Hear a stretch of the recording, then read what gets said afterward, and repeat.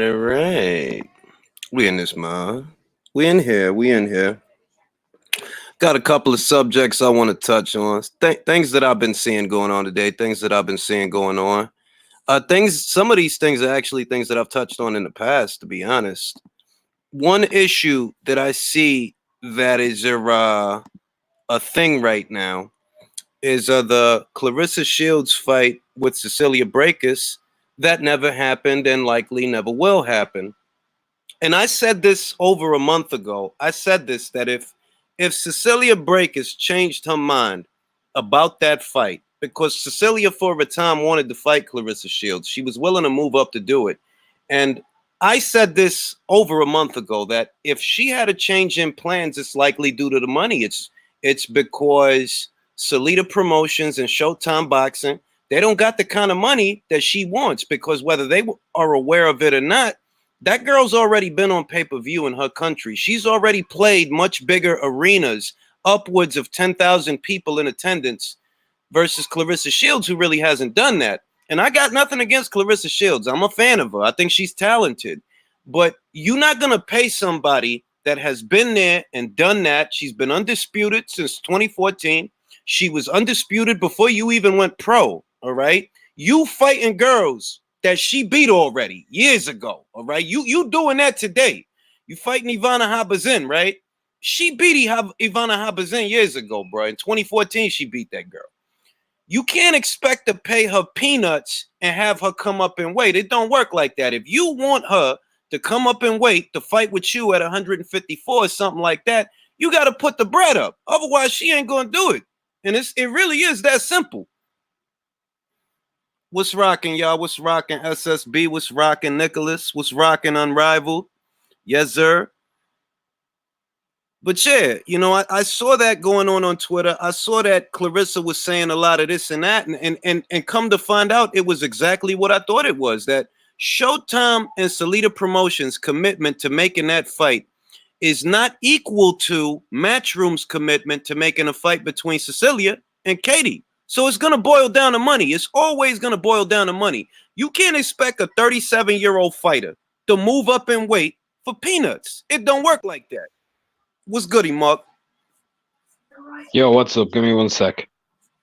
Jay, you can't expect a 37-year-old fighter that has been a unified champion for years, an undisputed champion for years.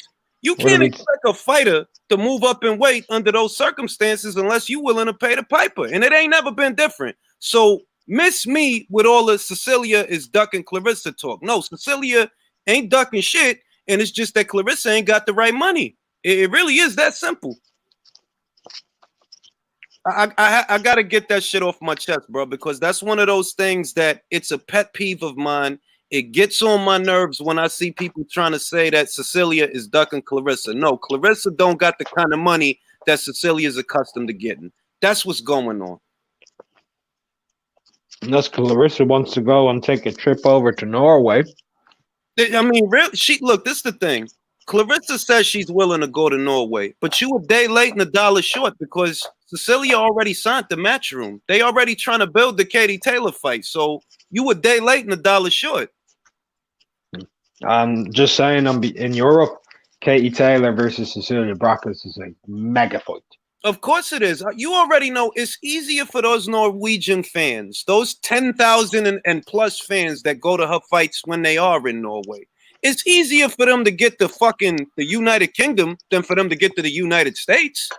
Bro, if they do Cecilia Brækhus against Katie Taylor, this is just from what I know of Katie's popularity here in Ireland. They could do 50,000 seats here in Dublin. Listen, man. I love Katie. Shout out to Ireland for giving us Katie Taylor. I love that fucking girl, man. Love that girl. Love what she does for the sport. She's a stand-up girl. I love that girl. But she's getting the shit beat out of her by Cecilia. She might. No, I don't think so, honestly. I don't think so. Not now, not at this stage. But that's another conversation. What I don't like is when you have an established name like Cecilia. I understand that a lot of people don't watch the sport. I get that. I understand that. Or at least I'm going to say a lot of people in this part of the world, they don't know Cecilia. And I can accept that. But what I'm not going to accept is that you think Cecilia ducking for what, bruh? For what? Clarissa got dropped by a junior middleweight, bro. She got dropped by a junior middleweight at middleweight. Get out of here, bro. I'm not trying Who dropped Clarissa? Hannah Gabriels. Hannah Gabriels is she's the WBA champion at 154. She was the first girl to put Clarissa on her ass, man. First girl to put her on her ass. Off an uppercut. You're not gonna sit here and tell me that because Clarissa pockets and her popularity ain't deep enough that Cecilia ducking her. I'm not going to accept that because that don't make no goddamn sense. This girl already been on pay-per-view in her country. The only reason there's even boxing in her country is because of her. That's the kind of juice that she got. She ain't got to bend over for Clarissa Shields. You bugging out. I mean, isn't Cecilia fighter of the decade? She should be. She should be for women's boxing. She should be. Like, how long was she undisputed for? How many years? Since 2014, bro. 6 years. Fuck that, bro. A 6-year undisputed fucking champion. That's fighter of the decade. She's got 25 title defenses total. 25. 20 fucking 5. Since what year? Since what year? I'm gonna say it predates 2014 because she became undisputed in 2014, but she became a world champion, I think, 3 years before that. 3 or 4 years before that. So that was all pretty much within that decade. Yeah. So 25 title defenses. Bruh, let me correct this guy. Mr. Flash. Delphine Passoon was never undisputed, bro. I mean, she was just never undisputed. I love how people love to bring up that one fight. And if I ask you, which rounds did you give Delphine? If she was robbed, which rounds did you give her that she got robbed, bro? That's all I'm saying. That if you're gonna have that discussion and you passionate about it, then you tell me how you scored the fight. Because I scored that motherfucking fight twice just to make sure I got it right. I only scored it the once live. I gave it to Delphine, but I don't remember my scorecard by heart. But I felt the fight was close. Look, that the fight was close. I'm not swing gonna rounds. Swing rounds. Yeah, it was. I counted at least 2 swing rounds, and my problem was just because Delphine is coming forward and taking the punches well, she's still taking the punches, bro. You're not winning rounds by getting hit. You got a good chin. You hit hard, but you still getting hit, mama. You getting hit. Now, if there is one thing that bothers me about the fight, how many people say, well, Katie was more damaged in the fight? Those weren't just from punches. That was from Delphine grabbing her by the head and throwing her around the ring. Yeah, Delphine was doing a little bit of wrestling out there.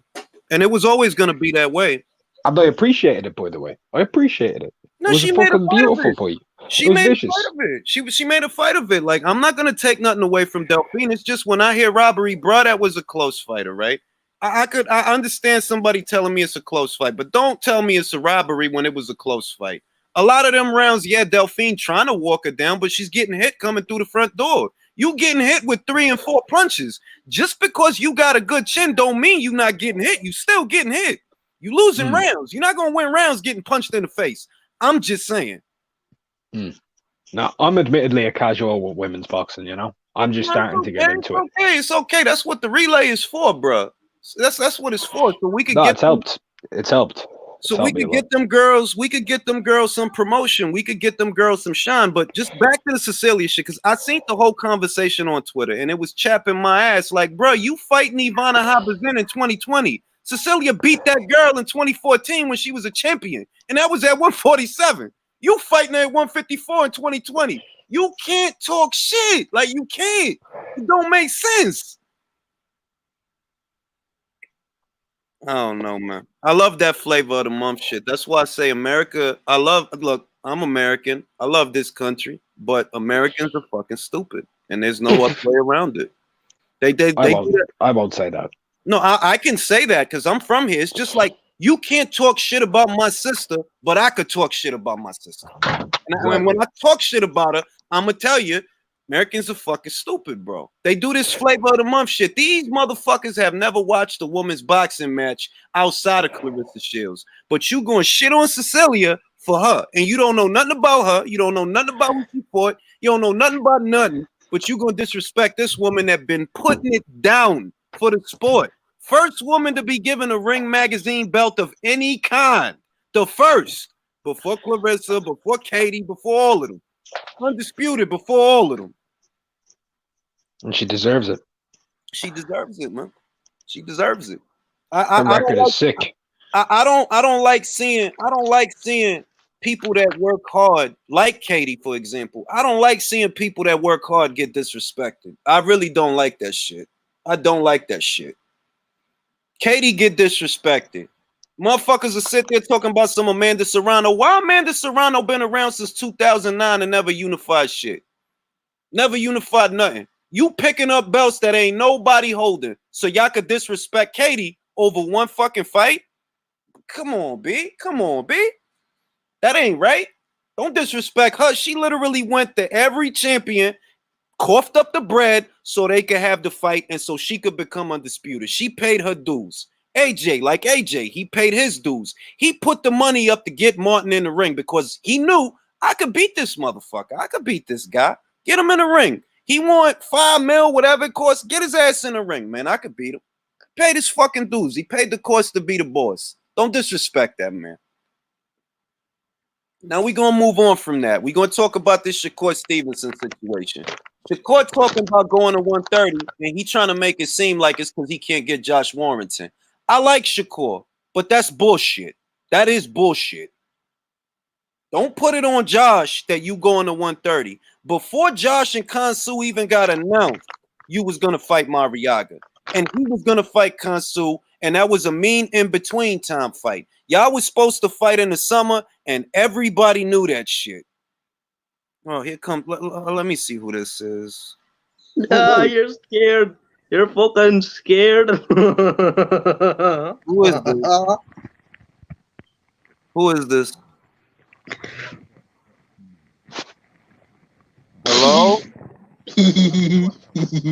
Yeah, Mark, you want to talk to this guy? I don't know what's wrong with this guy. Nah, I know who it is. You can just ban him. You can just ban him. Okay. Oh, he left. I didn't ban him. He just left. Nah, he's one of those kids that goes onto everybody's stream trolling everyone all the time. He's a 16-year-old little kid. Try not to catch COVID, buddy.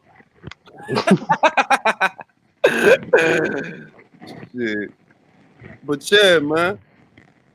Shakur's trying to make it seem like he's going to 130 because Josh don't want to fight him. That's bullshit. In that situation, Josh Warrington literally did the only thing he could do. He left Frank Warren. He got with Eddie Hearn. He's with a bigger outfit that has more juice. That's the most he could do. But at the same time, bro, you was already signed to fight Mariaga. So don't make it about Warrington versus Kansu. You was already going to fight Mariaga before they even announced that fight with Kansu. You was already going to fight Mariaga. Cut the bullshit, bro. Cut the bullshit. Do you think there's a possibility the reason the Warrington and Shakur fight can't happen is because Shakur won't fight in the UK and Warrington won't fight him in America? No, that's not what I think it is. The fight was going to happen. All systems was go for that fight, but they had moved it to the summer. See, if you recall, when Josh was still with Frank, the talks fizzled out because Shakur wanted more money to travel. And we all know Frank ain't got that kind of money. Not the kind of money that Shakur going to be looking for to go to the UK, right? And I understand where Shakur is coming from. Like, I agree that, look, he's a traveling champion. You got to pay him something to get him on the plane. I'm not against that. Frank can't do it for you, but Eddie can. Now, Josh got with Eddie, but by the time all of that took place or whatever, right? Shakur was already on deck to fight Mariaga at Madison Square Garden. And that was already iterated that was a contingency, that if they can't make the Warrington fight right away, they'll just have him fight Mariaga at Madison Square Garden. Cool. Talks resumed after Josh got with Eddie, and the plan was to send it to have those guys fight over the summer. I appreciate that, Dave. But what network was it going to be on in the US? I think it was going to be in the UK. That's what I think it was going to be. Yeah, but what was the network going to be? ESPN or DAZN? Hello, Boxwatch. I think it was going to be ESPN. Because Eddie was already going to get the Sky Sports money. You know, don't be greedy. You're going to get the Sky Sports money. Let Bob and them get the ESPN Plus money. I don't think the entire event was going to be helmed by Matchroom. I think what they were going to do over there in the UK, it's on Sky. and here in America, it would have been on ESPN Plus. Mm. Can you hear me? Yeah, I can hit a little bit box watch, but your mic is low. My phone's a bit messed up. I think if you can hear me, I respect your show a lot. You unrivaled, you man do your thing well. I like it. I appreciate it, bro. Appreciate it, bro. Yeah, what I wanted to say, Shakur Stevenson, it's like he's in a hurry. What's wrong with? Why is he in such a hurry? Is he getting too heavy? Is he starting to put on some weight and stuff? If that were the case, I wouldn't hold it against him because we all know Shakur Stevenson was always going to move up. He's a young guy, so he was always going to outgrow 126. What I don't like is he's making it seem like it's Josh's fucking fault. Like, bruh, Josh never said he wasn't going to fight you. He said he was going to fight you. His people said that he was going to fight you in the summer. No problem. So if you moving up, it's because you want to move up or because you got too big for the division, which is fine. That was always going to happen. But don't blame Josh for that shit. Don't blame him. It's not on him, bro. He paid the cost to be the boss. He fought Frampton. He fought Selby. He fought Galahad. You can't talk to him like that, bro. That's disrespectful. He got the resume. You don't got the resume. He got the resume. Yeah, plus he's done everything he needs to get himself in the position to get that fight as well by moving over to Eddie. That's the shit now. They're like, I'm not against Shakur pursuing a fight like that. I'm not against him. I'm not even against him asking for more money because you know what? Yeah, you are a world champion and you do have to travel for the fight, so you deserve a little bit of compensation. But don't make it seem like these guys froze you out or they was stalling you, bro. They was talking about fighting you in the summer. That's when they was gonna fight you in the summer. In the mean in between time, Josh takes Kansu's belt, which it's possible he takes his belt. And then he'll see you in the summer. Then it's for 3 belts instead of just y'all 2. Perfect situation. Like, Boxwatch, you're extremely quiet, bro. But what I was gonna say is, yeah, you know what you notice a lot with these guys, man. Like a lot of these fighters who are younger or whatever, they pick up a belt quite easily without any real resilience anymore. They become a one-weight world champion. Then they move into the next division, right? Without ever having unified to become 2-weight world champions to go on to be 3-weight world champions. That's what they're all aiming for, and then when they reach that status, that's when they try and take some of the tougher fights. And to be perfectly honest, like, man, why don't they petition to fight for that WBA super? Well, the thing is, Kansu, if the Kansu fight is basically it's being petitioned. It's being petitioned for it. It hasn't been confirmed yet. But Kansu is the next man in line because he already had the WBA regular, I believe. I believe he already had that, and that's why he's in line. Since Leo Santa Cruz moved up, the man behind Leo was Kansu. Yes. Leo's old belt got left behind, so yeah, it makes sense. They should still go for the Warrington fight because that'd be a 3-belt unification, right? Yeah. More than likely. And if he were to win that, even if he doesn't fight Gary and move up to 130 and try and fight someone like, I don't know, who's on his network? Herring? Jamel Herring, yeah. If Herring comes through Frampton, that'd be a good fight. Both of those are good fights. And Miguel Bachelt is also there. And he's in bed with Top Rank more or less. He's Zanfa, but he's also Top Rank. Yeah, he is. So I see Zelb making a little bit of a comeback as well, isn't it? Yeah. I just don't like the idea that he's trying to make it Josh's fault. Like, oh, nobody, bro, don't act like nobody wanted to fight you, bro. What you got, like 13 fights? Cut it out, bro. Cut it out. There ain't nobody ducking you out here, bro. If you moving up, just say I got too big and I couldn't wait no more. I can accept that. If you just gonna be honest and be like, look, I can't make that weight no more. I'm a young guy and I'm getting bigger. I could accept that. Don't fucking put it on him, bro. Don't put it on him. Absolutely. If anything, you could have made a fucking sacrifice. You could have been like, yo, you know what? I'll take what y'all got because I know I can beat him. If real gonna be real, you'd took like, oh, all right, Frank, that's what you got, Frank. All right, I'm over there because I know I could beat your boy.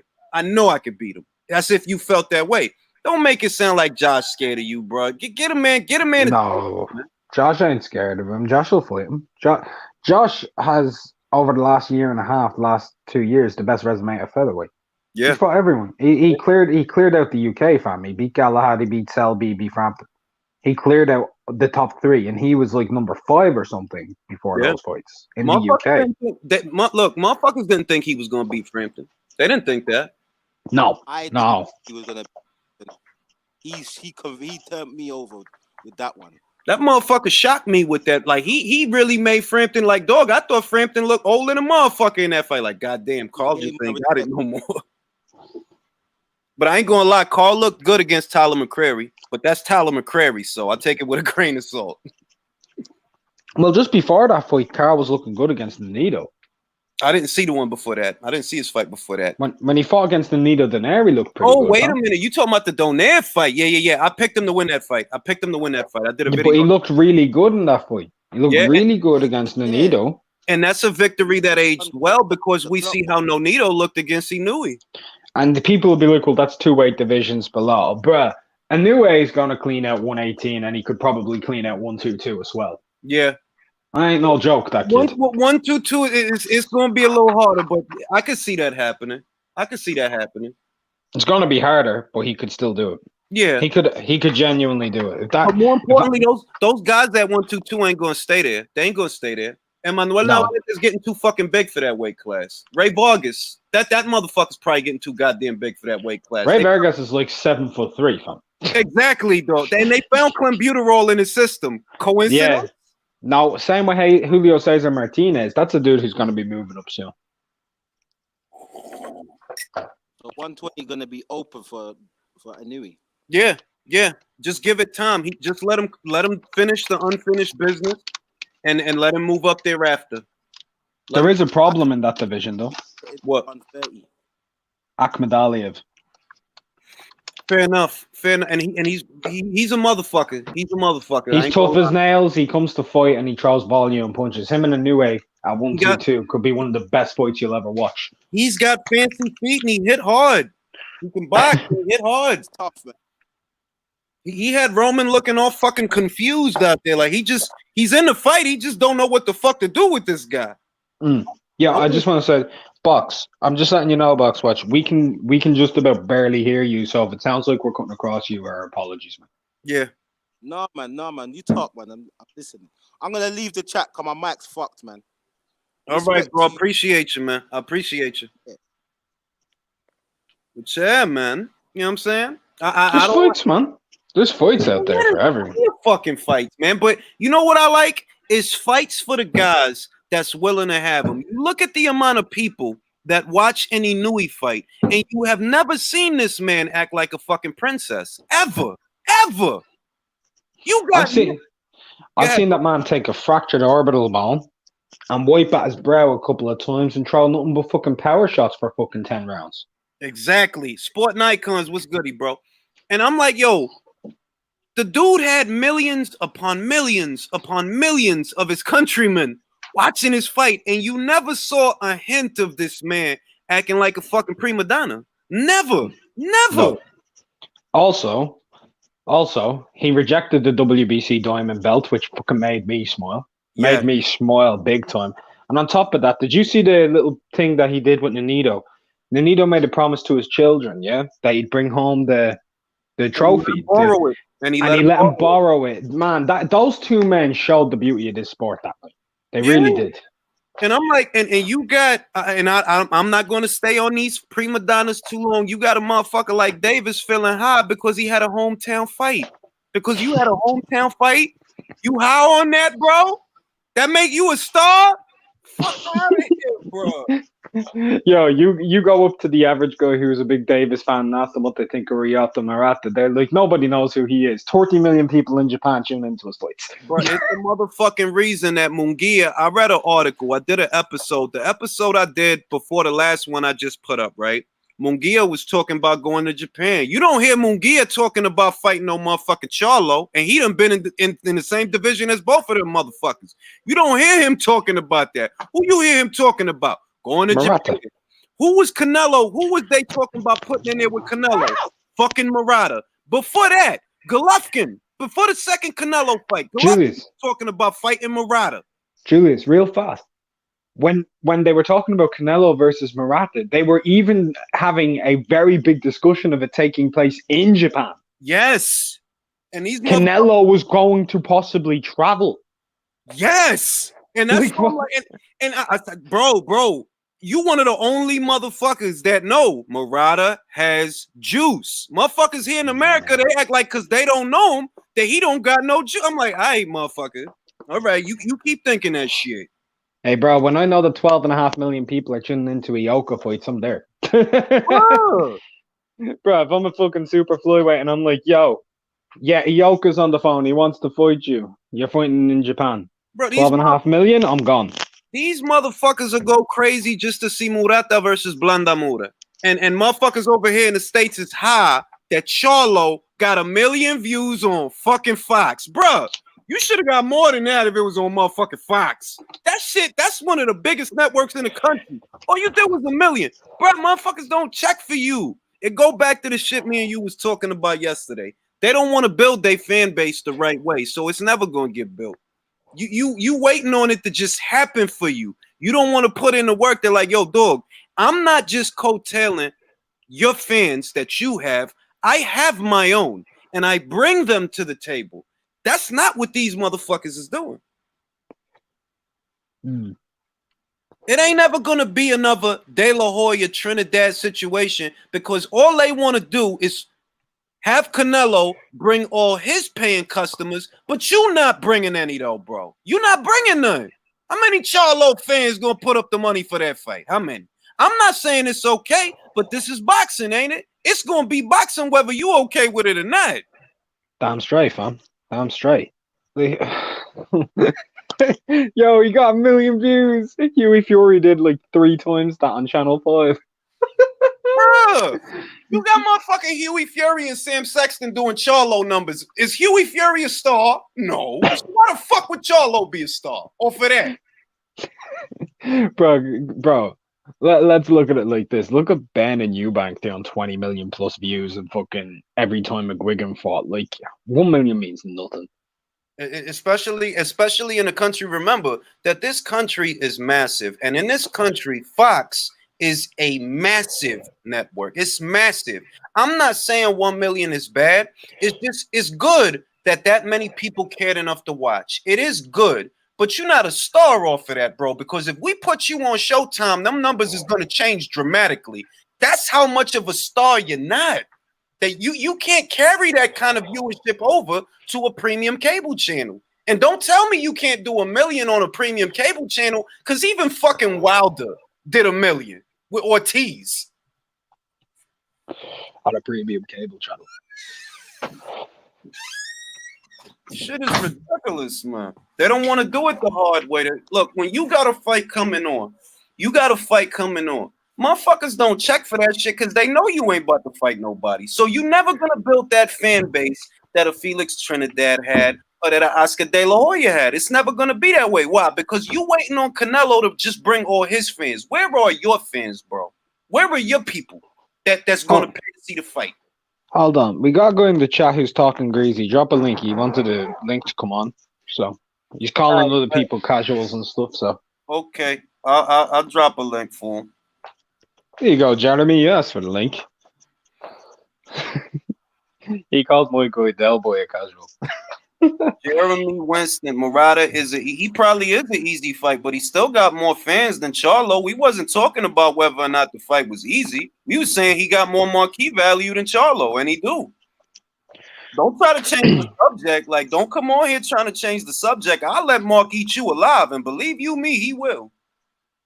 He will destroy you and your spirit. I don't want to even say anything. I'll just ask questions, see if he can answer them. He won't. He won't. And give the correct answers.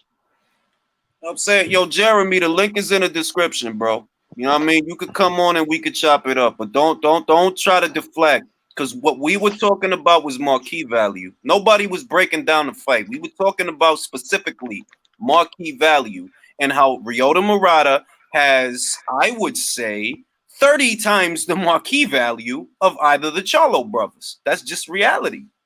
Like, there's Jeremy. All right, go ahead, Jeremy. Speak your piece.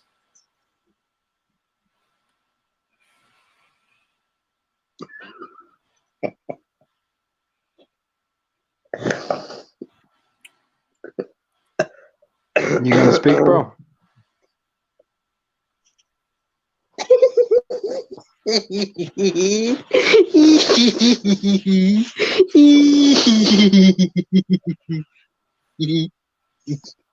Peep this shit. I'm gonna let him do that goofy shit, right? So that 91 people could see what this dude is made of.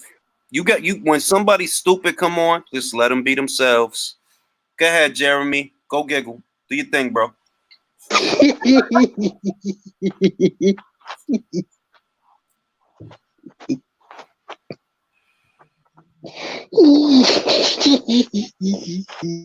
$5 say he's jerking off right now.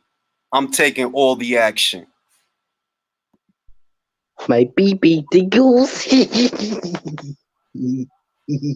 My pee tickles.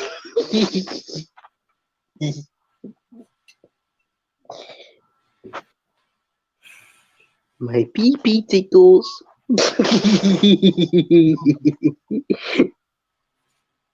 Uh-oh. Little Joe. Yo, Lil John. Jeremy want to tell you something, bro. Go ahead, Jeremy. Tell him what you got to tell him. Oh, shit. Hey, thanks for putting me on the spot, though, bro. Hello, Johnny.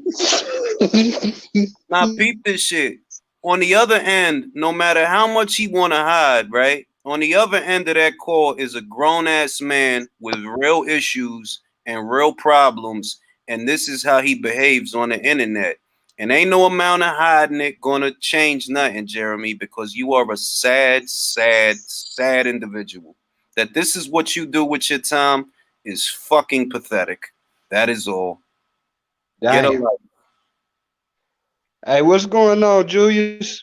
Ain't shit. We over here talking about this shit. I learning what's rocking with you. Speak your piece. Nothing, man. I just wanted to be on the show. I just want to say thank you guys for all that you do. I'm learning a lot from you guys. That's all. That's It's a cool. that's a nice picture of Tank Davis, bro. I always Yeah. liked that jacket, to be honest. I ain't gonna lie. That's a mean fucking jacket, though. It's a female jacket though. It's an acne. Nah, it's nah. That's a moto, jacket, bro. That's a moto jacket, My ex girl has the same one. bro. That's a moto jacket. That's the shit you put on to prevent road rash, man. That's a tough fucking jacket. Oh, he's taking advice from Spence. I knew he was good for something. Oh, shit. I just pulled the Earl Spence. My bad. Yo, I literally get amazed at how like guys like Jeremy, like I don't know, like what did he hope to accomplish with that shit, bro? Like what was the point of that, dog? All I heard was crickets, bro. Yeah, but Like, real talk. John, he know how to operate a computer because that's how he got on this motherfucker. So he got to know something. Well, You know, exactly. you got to know something. Shit. Hey, Julius, I wanted to ask you something, though, bro. Go ahead, bro. Over there at Counterpunch Boxing, they were saying that Andrade was getting ready to try to fight Charlo. Yeah. But he turned down 7 to 12 million for the fight. So I didn't understand that one. I mean, ain't they both from the PVC? Nah, Andre is with Matchroom. All right, Deli and Pad White. All right, go ahead, bro. The floor is yours. I'm back again, you stupid cunt. Just hit him with the ban, bro. Hit him with the ban. Oh, I didn't know that was him. Shit, I didn't even know that. I didn't know that was him. Shit. Yeah, they offered Charlo. They offered Charlo $7 million. But what they told him was, you know what? If you could give us a better offer, if you don't want to cross over to DAZN, that's fine. But you got to pay Andre what he would have made on DAZN, and they ain't say nothing back. He told the boxing voice. He told the boxing voice, and it's up on their channel, that he'll move up in weight before he fight Demetrius Andre because Andre is a nobody. That's what he said. I even did a video on that shit. It's on. Hold on, you see the look on my face, right? I see you, bro. I see what you. The fuck, bro? Don't believe me.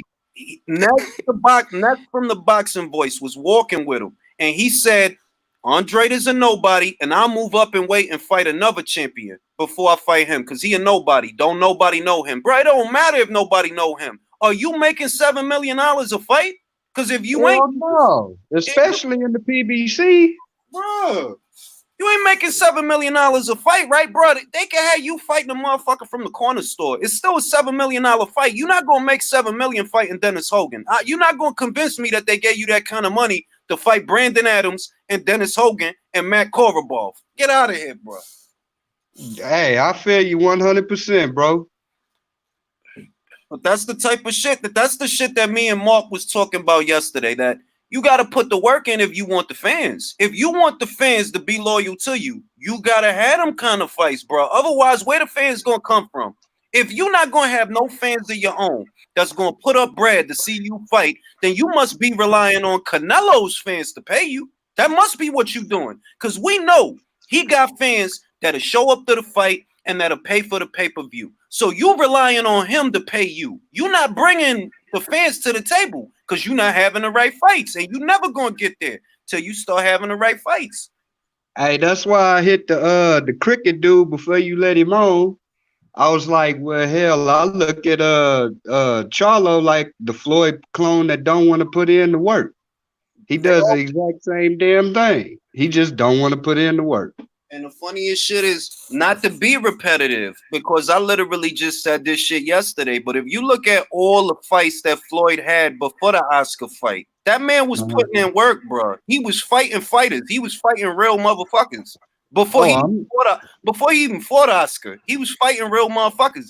These motherfuckers, you offer them $7 million and they act like they make it. Like, bro, you ain't making $7 million a fight, bro. Cut it out. Yeah. You're not gonna convince me that Fox or Showtime paid you that kind of money to fight no motherfucking Dennis Hogan and Brandon Adams. Nah, bruh. Right. Think about it like this, right? For the Luis Ortiz fight, Wilder was guaranteed less money by the network for the rematch, for the pay-per-view. He was guaranteed less money than he was guaranteed for the first Fury fight. They ain't guaranteed Wilder $7 million for that fight, bro. So what you look like turning that down? You look like a ducker. Exactly. Look like a ducker. Hey, I feel you 100%, bro. 1,000%, as a matter of fact. Shit is crazy, bro. Shit is crazy. They ain't trying to get it in. They ain't trying to get it in with nobody. And what they not understanding, if you don't let these fighters fight, they never gonna have fans, bro. You gotta let them fight. You gotta put them in them sink or swim situations so they could get fans. But they don't want to put them in a sink or swim because you know what might happen. They might sink. Blue collar was good. Yo, what's up, man? How you guys doing? Oh, my bad. You guys My good? bad, bro. Ain't Hey, shit. the other thing I was gonna say though, damn all that. What about your legacy? What if you a fighter? The most important damn thing should be your resume and your legacy. You know None what of I'm saying? them guys is not legacy fighters though. They act like your legacy and your money is two separate shits when they not. Your legacy and your money tied together, because if you got a good legacy, the money gonna come in. Now, what you do with that money is up to you. You could spend it on liabilities and bullshit, or you could maybe own a piece of real estate. Maybe you open up a couple of barbershops. Maybe you open up a couple of laundromats and bodegas. What you do with your money is up to you. But your money come from your legacy. Your money come from them fights that they was dangerous fights, but you decided to have them. That's where your money come from. If you gonna have these bullshit showcase fights, motherfuckers is not checking for you, bro. Ain't nobody checking. Right. Yeah, And I agree. Hey, I'm gonna put it out there on the line, bro. That's one of the reasons why I respect AJ so much, because he worries more about his legacy now, at least more than he does the money. Yeah, because he know it's tied together. Blue collar, you got the floor. Go ahead. Yeah, I agree with all of you guys. Essentially, like, if you're willing to fight anybody, you chase out the hardest competition and you put on a show, win, lose or draw, you're going to get paid. Why do you think Chisora has stuck around so long? The man's got what, nearly 10 losses. He's headlining the pay-per-view soon. He's getting paid still. then he's the perfect example. Chisora has been there and done that with anyone from fucking Klitschko to Dillian White, but he still gets to participate in pay-per-views because he take on them dangerous fights, man. He don't care. Right. And people know that if Derek Chisora's in the ring, you're gonna at least be entertained. At least. So you'll get your money's worth. He's gonna make a fight out of it. These cats, they don't want nothing to do with that. Like, nah, I ain't worried about legacy. I ain't worried about belts. Guess what? You ain't worried about none of that, right? Cool. And motherfuckers is not worried about you. I ain't worried about your fight. Who you gonna fight now? You Dennis Hogan. The dude Munguia just fought at 54. Get out of here, bro. I don't want to see that shit. Yeah, Hey, it's not Julius, even. Oh, It's not even. man. It's not I'm about to even. put a smile on your face with this one, bro. Like real talk. I got mad respect for Derek Chisora. At the time that Derek Chisora first came, well, the first time I ever seen him fight, I was still stuck on Audley Harrison because they hyped up Audley Harrison as the next Lennox Lewis. Yeah, he had a But gold medal. go ahead. No, go ahead. But the same token, after I started to see Chisora fight more, even though he lost that fight against Vitaly, I'm not even gonna lie. I mean, I gained a hell of a lot of respect for him. I was like, God damn it. Now that's somebody that's gonna march forward despite your reach advantage, the speed of your jab. If he gonna keep coming, you can't do nothing but respect somebody like that. 100%. Exactly. Blue collar, you got the floor. Go ahead. Yeah, it's not only the fact that they're not building a legacy, they're not improving as fighters. I mean, when you're fighting subpar guys like Hogan and God knows who else, I mean, put it this way. The last time I was excited for a Jamal Charlo fight was Julian Williams. That was 2016. I've not been excited for a fight since. Exactly. He's been fighting cream puffs. Has he got any better? To me, he looks worse. He's regressed. I'll say I'll say this, right? When he moved up to the middleweight division, I had no criticisms for him fighting Highland because Highland was in a prime position to challenge the WBC champion. So I understood that, like, yeah, Highland, he's not that good, but this is the guy that you got to go through to get to get in position for a title shot. So I gave him a pass on that. He fought Centennial. I gave him a pass on that. And now it's like, all right, bruh, they offering you $7 million to fight Andre. His resume is almost as thin as yours. What is the problem, bro? What is the problem? Like, you just gonna wait for Canelo and that's it? You gonna wait for Canelo? That's all you gonna do with your career? I'm gonna wait for Canelo. For that shit, the most Jamal can do for me, you know what? You don't really want to fight nobody at 160. Go to 168 and at least fight Caleb fucking Plant. Get out of there because you're not doing nothing over there. You don't want to fight nobody. There's no reason on earth that Jamal should be turning down $7 million. There's no reason for that shit. And don't tell me that the money ain't real because guess where Mikey Garcia is right now? He over there. So their money must be real if he went over there because he was just on the same side of the street as y'all, but he crossed the street. So don't tell me that the money ain't real. The money's real. Yeah, man. To win the lottery, you got to buy lottery tickets. If Jamal Charlo beat Andrade, his case for a Canelo fight gets that much bigger. He's more credible. He's got 2 belts. But when you're sitting around, you're not. Why is Canelo going to fight you? You've got nothing to offer. Exactly. They waiting for Golovkin to give a shit. Golovkin don't give a fuck. And I'm not giving him a pass. You understand? This is where people get confused. I'm not saying it's okay for Golovkin to choose a Seremata instead of unifying. I'm not saying that. What I'm saying is this is what's going to happen, bro. Whether you like it or not, whether I like it or not. This is what's going to happen until you change what you're doing. Because Golovkin don't got no reason to look at you, bro. For fighting you, he could fight 10 other motherfuckers that got the same number of fans that you got. And it ain't a lot. That's what's going to happen to you unless you start taking chances. It ain't going to change. All right. Julius, I got a good one for you, though, bro. That's just like I was happy whenever I found out that Kell Brook is trying to get in there with Bud Crawford. Yeah, that's a good fight. Because I look at it like this, bro. I mean, the big knock on Bud Crawford so far is he hasn't had a marquee matchup. And I feel like, hell, Kell Brook can give him that. I mean, am I wrong in that assumption, or how you feel about it? I'm gonna say, look, whatever's happening right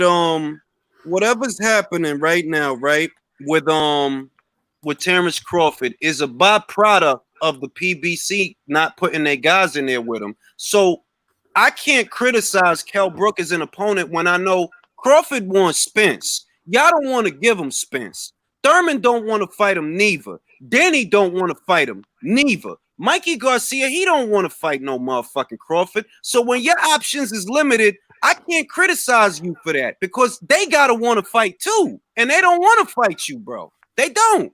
So if you gotta keep busy with Kell Brook, so be it. That's not your fault. Really, that's their fault.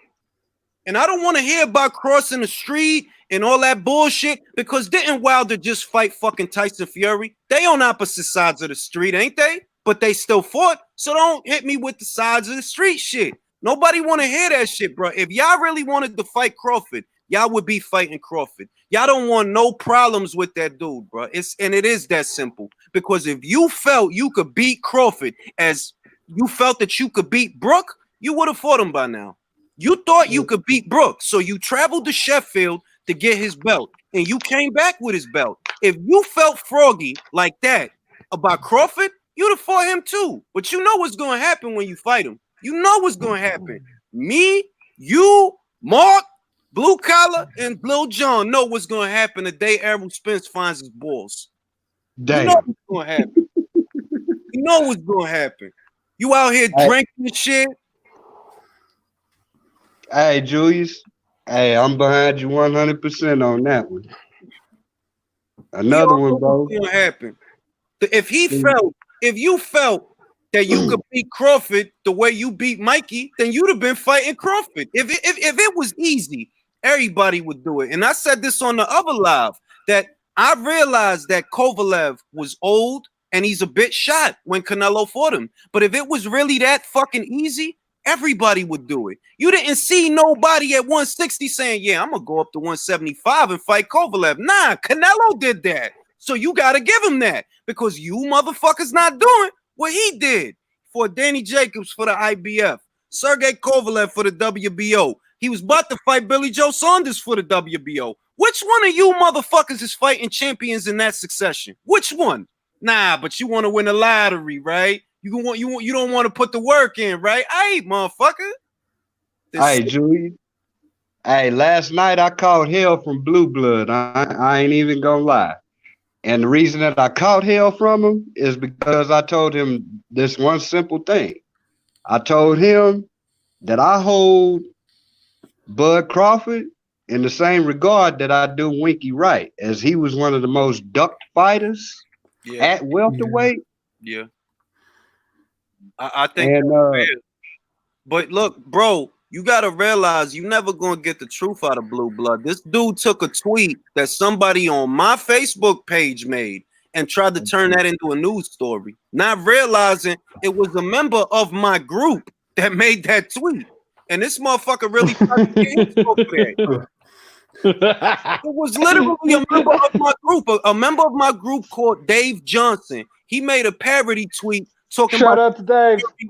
He's talking about Tyson Fury tested positive for being awesome. This motherfucker cropped the image and tried to turn that into a story. I'm like, bro, you pathetic, bro. You pathetic. That was the funniest thing. That was the funniest thing. And then in the next day, he's like, so what? That's fucking pathetic, bro. Like, I don't even like, yo, Blue Blood is like, I don't like, and it's not to be disrespectful, but bro, in all honesty, why would I respect you as a news source when I see the type of dumb shit you be doing? You're not a news source, bro. You're not nothing, bro. You a cat with a channel. You're not even a news source. Nobody can believe the shit that's coming out of your mouth. So what good are you? On YouTube, on social media, the only thing you got is your integrity. That's all you got because we ain't in the same room, right? So all you got is your integrity, your ability to tell the truth. And what that individual has exhibited is that he cannot tell the truth. He's a pathological liar. You're not a news source, bro. You're not a member of the media. You're not a journalist. You ain't even a real good vlogger. You a pathological liar that lies so that you could get super chat money. That's what you are, and that's pathetic. You should have a job. Hey, Julius, you should have the Nas Ether beat playing while you made that entire spiel, bro. On my mama. Nah, it's fucking return. I'm like, yo, the shit that people do for money, that tell me what that communicates to me, right? That you have to resort to that is that this must be your primary source of income and you don't actually have a real fucking job. That you got to go that hard just to get a couple of views on YouTube. What you trying to get a 6-pack of Coors? Like that shit. Hey, it's funny you said that because I was just sipping on the Coors, bro. Yeah, I'm saying this though. That man is exceptionally skilled, Blue Blood. Have you ever seen a man who is so good at looking at his phone while driving and never once be in a crash? I ain't gonna lie, that is a skill. That is a fucking skill, bro. That is a skill. That he could do that shit as much as he do that shit. But look. I seen a cat, right? A video. I was playing a video from Boxing Beats and Rhymes, right? After that video ended, right? A kid named Aki that he's doing videos for Dante's Boxing Nation, I guess. They got a new guy. He do videos for them. This motherfucker said Lomachenko ducked the Salido rematch. I'm like, yo, what is this? What is this? I ran from the kitchen to turn that shit. I'm like, what the fuck is this, dog? What the fuck is this man talking about? Hell, I ain't never heard of. So wait, hold on. What was his logic? That's what he said, bro. He said Lomachenko ducked the Salido rematch. He didn't want to give him a second fight. That's literally what he said, word for word. I'm like, bro, why do these guys have to lie? Like, why you gotta lie? They offered Salido damn near $1 million to have that rematch. Damn career high payday. And he decided. First, it was that the money wasn't right, and then it was that he had an injury, and then he fought Mickey Roman, and Mickey retired his fucking ass. That's literally what happened. You want to lie. Why? Because you hate motherfuckers that got a certain skin tone. That's why you want to lie. It's pathetic, bro. It's pathetic. If you don't like Loma, just say you don't like Loma, right? Because say you don't like him because of what it really is. Stop lying to people, man. Stop trying to make it like you're not a boxing fan acting like that. Don't tell me you a boxing fan. What you are is a fucking racist that channels that shit through boxing. That's all you doing. You're not a boxing fan. You a cornball. Hey, Julius, I know you about to eat my lunch after this statement that I'm about to make, but I'm gonna go ahead and make it. Go ahead, bro. I've been trying to compare Lomachenko to a fighter that I felt best represented his style in the past, like from the 90s. And to me, Loma is like, I would say he would be this new generation's Felix Trinidad. Nah, no way, bro. Like, I would have took Purnell over that, but even Purnell, it's just Lomachenko is Lomachenko. He's not an archetype for nobody. And bear in mind, I'm not a huge Loma fan or any of that. But is he unique? Yes, I've not seen somebody that fights like this guy. In all the years I've been watching this sport, I've not seen somebody that fights like this guy. As a physical specimen, sensational. Technically, sensational. But is he on borrowed time? Yes, he is. You're not going to be able to move like that forever. You're not. And you're already in your 30s. The clock is... Yeah, I had hell trying to compare him to somebody, but I looked at the way that Loma throws his left hooks, and he throws a beautiful left hook. I mean, but he disguises it off of a paw jab, whereas Tito never did. Right. That's the only difference. And of course, I'm a fan of the paw and jab. Well, he uses the paw and jab as a blinder. He uses it as a blinder. He paws it right into your eyes. And then as you go to throw where he was originally moving his feet, he turns to the other side and catches you from the angle. Or he puts a body shot down there. He'll paw with the jab and plant one in your fucking stomach, and you don't even see it coming. Yeah, he does a lot of different things off of that paw, man. That blind paw is beautiful. And I love how he pulls. I love how he pulls the guard down there. He'll literally pull your guard down and put a fucking shot in there. And that's not illegal. A lot of motherfuckers think that's illegal. That's not illegal, bro. You could literally do that. Mm-hmm. Once you don't Hey, grip. what's up, fellas? How's it going? I'll be. Oh, Hey, my what's going bad. on, L Dog? Not much. I agree with Official. I think he said that the closest style-wise is Pacquiao. And I sort of agree with that because the only guy I've seen use those angles is Pacquiao. And I'm not saying he uses the same angles, but just, fast southpaw, very active, likes to use a lot of angles. Yeah, but we That's were the- talking about fighters from the 90s. That's the thing. The style from the 90s. And even though Pacquiao was in the 90s, he didn't have that style until the mid 2000s. That's true. That's true too. That's a fair. Because he was a come forward guy who didn't do the angle work that he did in 98 when he fought against Sasaku. Really, I mean, when it comes to Loma, I don't try to find a parallel for him. He's unique. I've never seen nobody that's quite like that guy. But like I said, he is on borrowed time. I mean, he's not going to be able to move like that forever. The day he slows down, it's going to catch up to him. I can see bits and pieces of lots of different styles and all different types of fighters. Like, you can make one small comparison of one guy to another. Like, yeah, there are similarities with him and Pac, but Pac's on his toes, bouncing up and down more. He's got that pivot in, whereas Loma's off the angle and the disguise, whereas Pacquiao's off the pivot instead of the disguise. So there are those subtle differences. I think I've seen a lot of comparisons with how he works the clinch, similar to Benny Leonard. Yeah, I can see that. He works it similarly to Benny Leonard. He also works it kind of similarly to Sixto Escobar as well. So Yeah, there's lots of people. That's one of maybe his most underrated attributes is how good he is in a clinch. Seems to have a very I know he always seems to have good amount of control over his opponents in the clinch and being able to break, and I know it just gets overlooked. But look, Lomachenko, he's just an extremely active fighter. He's always probing. He's always bouncing on his toes. Throwing feints, moving, head movement. He's a very good multitasker, capable of doing many things at the same time. Very good multitasker. He's a truly world-class talent. He's a truly world-class talent. Doesn't let guys establish a rhythm. Hey, who just made that statement? Which statement? About the one that just got finished. L-Dog. Yeah. L-Dog? Hey, bro. Yeah, I get you right on the money on that one. I really will.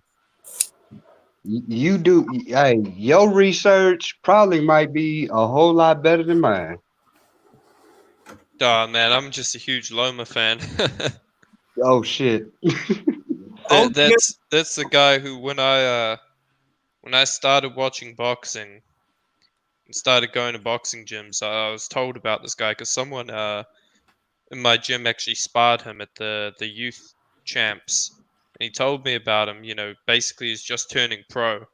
And he's like one of the first boxers I kind of watched, and I just followed him ever since.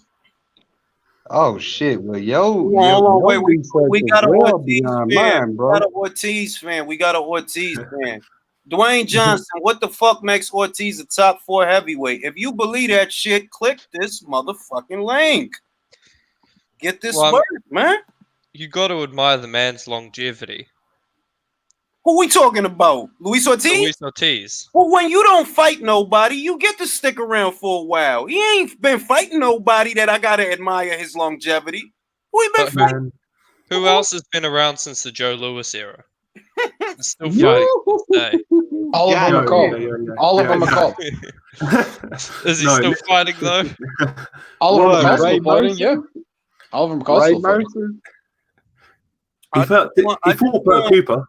I just want Dwayne Johnson to come on this live and tell me all about Luis Ortiz's top level skills that had him looking crazy against Malik Scott and Dave Allen. Hold on. Don't bring up Bert Cooper. Bert Cooper was closer to his dying age than he was to when he was in his prime. Listen, I'll tell you this now with Luis Ortiz. He's an old man. His biggest threat right now is coronavirus. That guy needs to stay indoors. He's done. Hey, Julius. Like, hey, you know what I've been saying? You know how they say Father Time is undefeated? Well, holy shit, Luis Ortiz might have given him his first fucking L. No, he gave him a draw. He gave him a draw, but he's catching up. Father Time's still in this fight, man.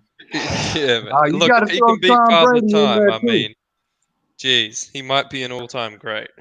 Look, I like Lewis. Listen, I've always thought he was a skilled fighter, but people need to remember this. When they talk about him being in his prime, when he fought Jennings, he fought Wilder 5 years later nearly. Bro, Dwayne, hold on. Dwayne, stop talking shit in the chat, bro. I gave you a link, bro. What's the problem? What's the problem, bro? I gave you a link, man. The fuck, man? Hey, look. Yo, my neighbor downstairs laughing at you, Dwayne, because you don't want to come on here, man. What you scared of, Dwayne? I can go get the potato to debate, Dwayne. Hey, Julius. What's good? How far are you from the Colonials, bro? Colonials? What's that? I'm talking about from 145th. Are you talking about New York, Brody? I'm in VA. I used to live on 144th between Broadway and Riverside. Oh shit! Okay, Yeah, okay. but I'm not far from like you could walk the Colonial from where I used to live at, bro. That shit right there. All you got to do is go to 4th, and go up the hill, then go down the hill. That's where my mom was living.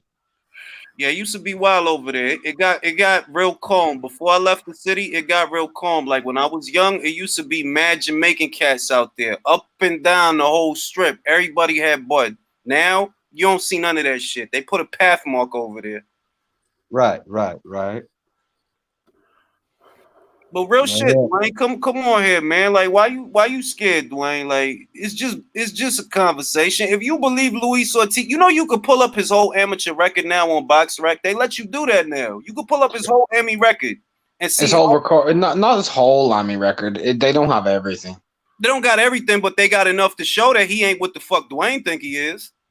If I listen to Dwayne, I'm gonna think this motherfucker at least bronzed in the Olympics. He didn't even fucking qualify for the Olympics. Stop talking to me about how skilled he is, man. Stop talking to me about that shit. That's another thing I don't get. He wasn't actually a particularly well-accomplished amateur. He wasn't well accomplished, no. Oscar Rivas has a better Emmy record than Ortiz. Can I say that? I think I can. I can say Sean Porter has a better heavyweight resume because he beat Usyk. Damn. Yeah, but he beat him at middleweight though. He beat him. Doesn't matter. It doesn't matter. Who's Ortiz's best win? Jennings. Matter of fact, Sean Porter got a better middleweight resume than Charlo. He beat Danny Jacobs at least once, I think. They fought like 6 times. Sean beat him at least once.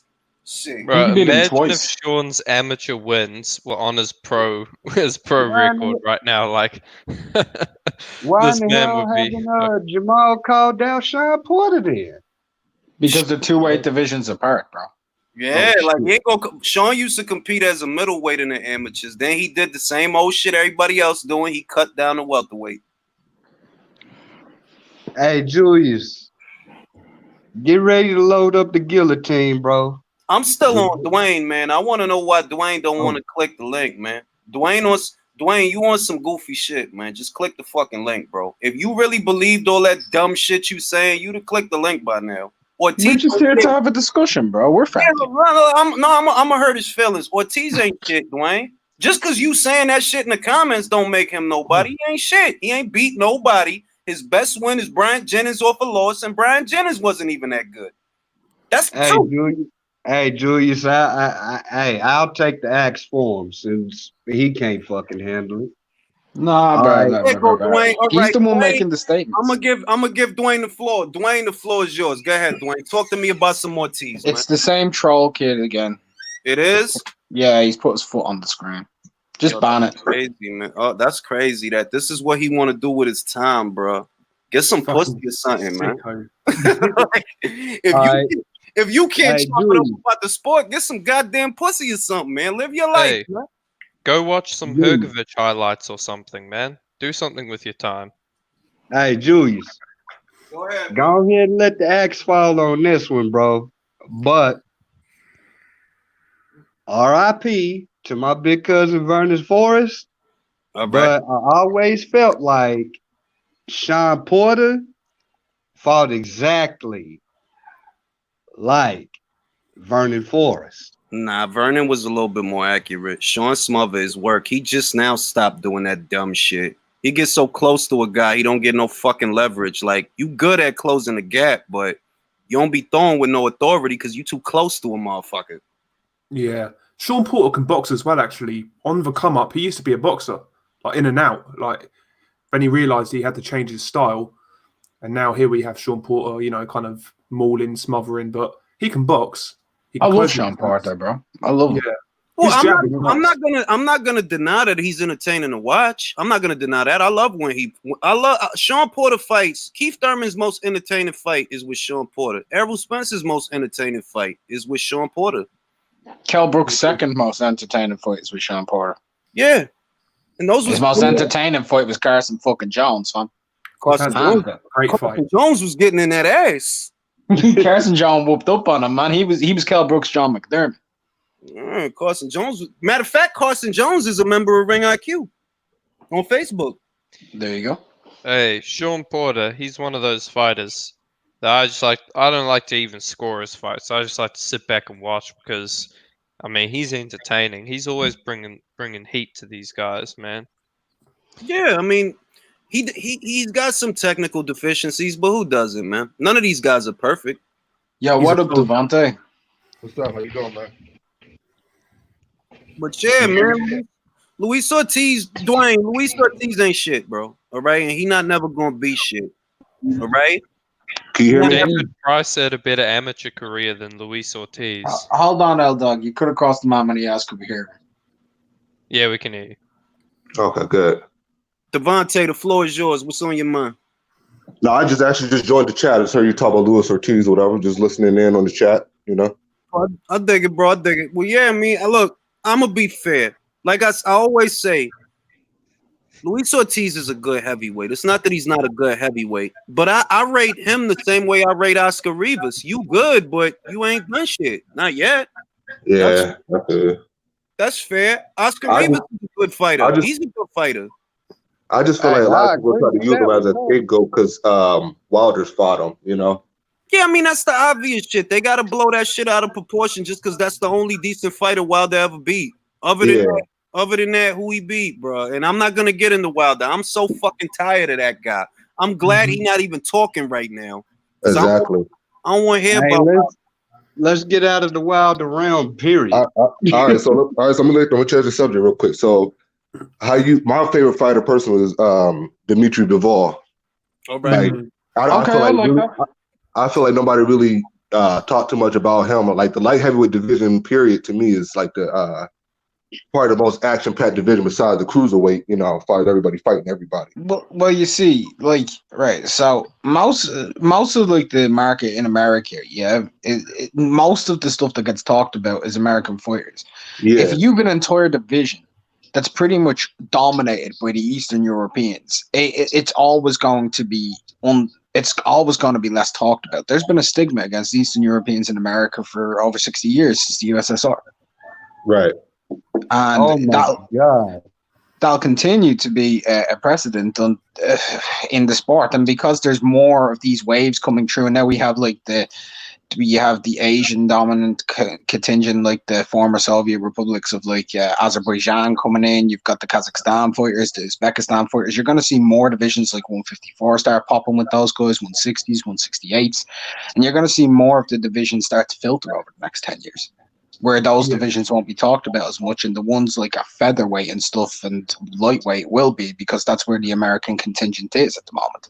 Yeah, I agree, man. It's a big part of it, in my opinion, is a lot of American fans and UK fans, they're very insular. If they're not from the West, they're not shit. That's what a lot of people feel. But I thought the UK fans are a little more educated than American fans, personally. I think guys, I want to give Mark a shout out. Shout out to Mark. Appreciate it, brother. Ortiz's best fight is with his high blood pressure. For fuck's sake, Boogeyman. You goddamn right. That motherfucker is high risk. He high risk for coronavirus. He gotta stay inside. He gotta let Lara do the shopping for him. Like Lara,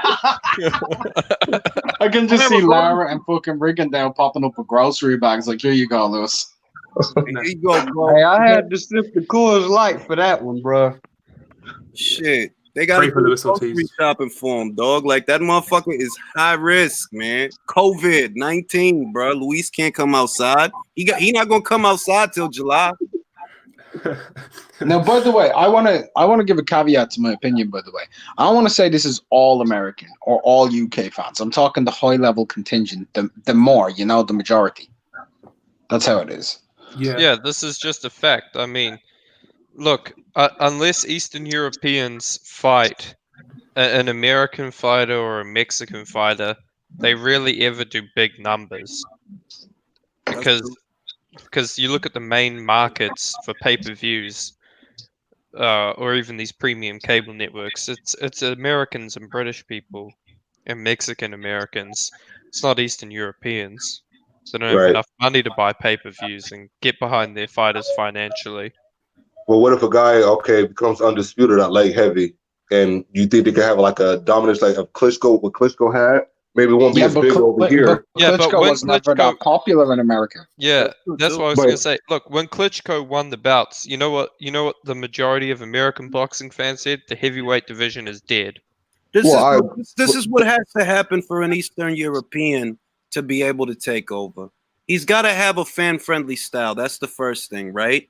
But he's also got to be able to communicate with the fans, and therein lies the dilemma that the language barrier plays a part too. That you can't really connect with them people because you don't speak the language. If you come on like Sergey did, and he making duck sounds when he talking about a fucking chicken, motherfuckers just gonna look at you like, yo, you retarded, bro? Like, what's the matter with you, bro? That was funny though, bro. That was funny. No, it was funny. It's just, but I looked at him like, does Sergey know the difference between a duck and a chicken? Because he just made a chicken sound for a duck. Adonis chickens and quack, quack, quack, quack. I'll say this though, man. You got to add one more thing to that. They also have to be able to completely dominate an American fighter, win the fight at least 9 rounds to 3, or knock them out. Because if they win 8 rounds to 4 or 7 rounds to 5, they're gonna get robbed. I got a question for y'all. And I'm gonna start with Mark. I like putting Mark on the hot seat because that motherfucker think on his feet.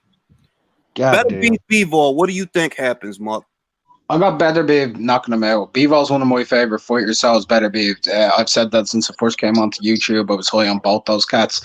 I just think he might be too overwhelming. He will get to him. He uses hand feints, and he showed that more in his last fight with Vostik. He started to use more of his boxing and his come forward ability. Don't get me wrong, Bivol can turn him. He can stay out on that jab. He can make Beterbiev have to come forward more. But something Bivol's never had to deal with in his pro career is a guy who's able to switch his weight and distribute it when he comes forward. Beterbiev will come in with that jab. He'll follow over with the right hand, and then he'll be in the southpaw stance, and he'll then follow through with that and come back, and you'll be on the ropes. Unless Bivol brings the heat enough to get Beterbiev's respect, Beterbiev will maul him. He will get dirty with him. He will do different things to him that other people won't. This is the type of guy who's looking to molest you in the ring. He ain't looking to just fight. He's looking to do some Father Jack shit from Father Ted, man. This is a family show, Mark. No boxers got molested during the taping of this show. No, I never said they did. I said he's looking to. It's all allegedly. Allegedly. It's alleged molestation. Blue collar. How do you see that fight? I think the picture in my avatar says it all, man. I've got Beterbiev. I think after that Vosik fight, now he's finally got momentum. He finally got that big win. He's unified. I think the pressure's going to be a bit too much. Beterbiev's not like a come forward slugger. Jabs his way in, can counter on the front foot, deceptively quick foot speed. I just think Bivol, he'll offset him for a few rounds, but doing that in a 12-round fight against Beterbiev, I think it's a tough one. I really think it's a tough one for Bivol. But good fight though. But I've got Beterbiev late stoppage. All right, that's two for better. That's 2 for better, Beef. John, how do you see that fight? How do I see it? I'm not well versed on Better BF, just to be honest with you, bro. All right. I'll pass it over to I'm gonna pass it over to L Dog. How do you see that fucking fight? I got Beterbiev because I just don't think Bivol has the size and the power to keep Beterbiev off of him, right? I mean, Vosdik was a huge 175 pounder with real punching power. I know Bivol is a better technical boxer than Vosdik, but I don't think he hits as hard, and I don't think he has the size. And against someone like Beterbiev, who is such a good pressure fighter with real knockout power, I think that's what you need on top of boxing skills. You need that durability, stamina, size, power to even last in there with him. So I've got Beterbiev stopping him late. But Terbiev's a war of attrition, bro. I disagree. Hey, Devontae, it's on you, dog. We got at least 3 motherfuckers in here that chose better beef over Bivol. I don't agree with them guys, and I'm not just being a fucking contrarian. Am I right or am I wrong? Wasn't it Kalajic that dropped on better beef? It was Johnson, Colin Johnson. It was John. No, before Johnson. Okay. Better beef hit the deck 2 times. Johnson was the last time. Was it Kalajic? Who the fuck was it that dropped beef? Who the Hey, Julius, I know this is about to be beside the point, but I'm about to ask L Dog a question because I feel like I'm talking from a student to a master in this one. Oh my God! Hold on, John. Before we do that, Devontae, how you see that fight? Oh, my bad. I think the last 3 guys that explained it, they don't give Bivol enough credit. I think he hit harder than people think. It's almost like how you was talking about Floyd. Bivol's a sharp puncher, so he's gonna gain the respect. I don't, when he fought, what's his name? Not his last fight, the fight before. I can't think of the guy's name. Barrera? Not Barrera, no. The white guy from New York. Joe Smith. Yeah. Okay, Joe Smith. He's a mauler. He coming in. He trying to knock you out. He didn't walk Bivol down because of he had respect for Bivol's power. You know what I'm saying? And so I think his power is deceptive. He's sharp. I think his feet is honestly too quick for Better Beef to really get him. He's not gonna stand there. I think Vosdik in that fight, he stood there in front of Better Beef too much. I think Bivol's gonna pick him off, honestly. He's like, I think he's gonna his punching accuracy and everything. I think he's gonna pick him off.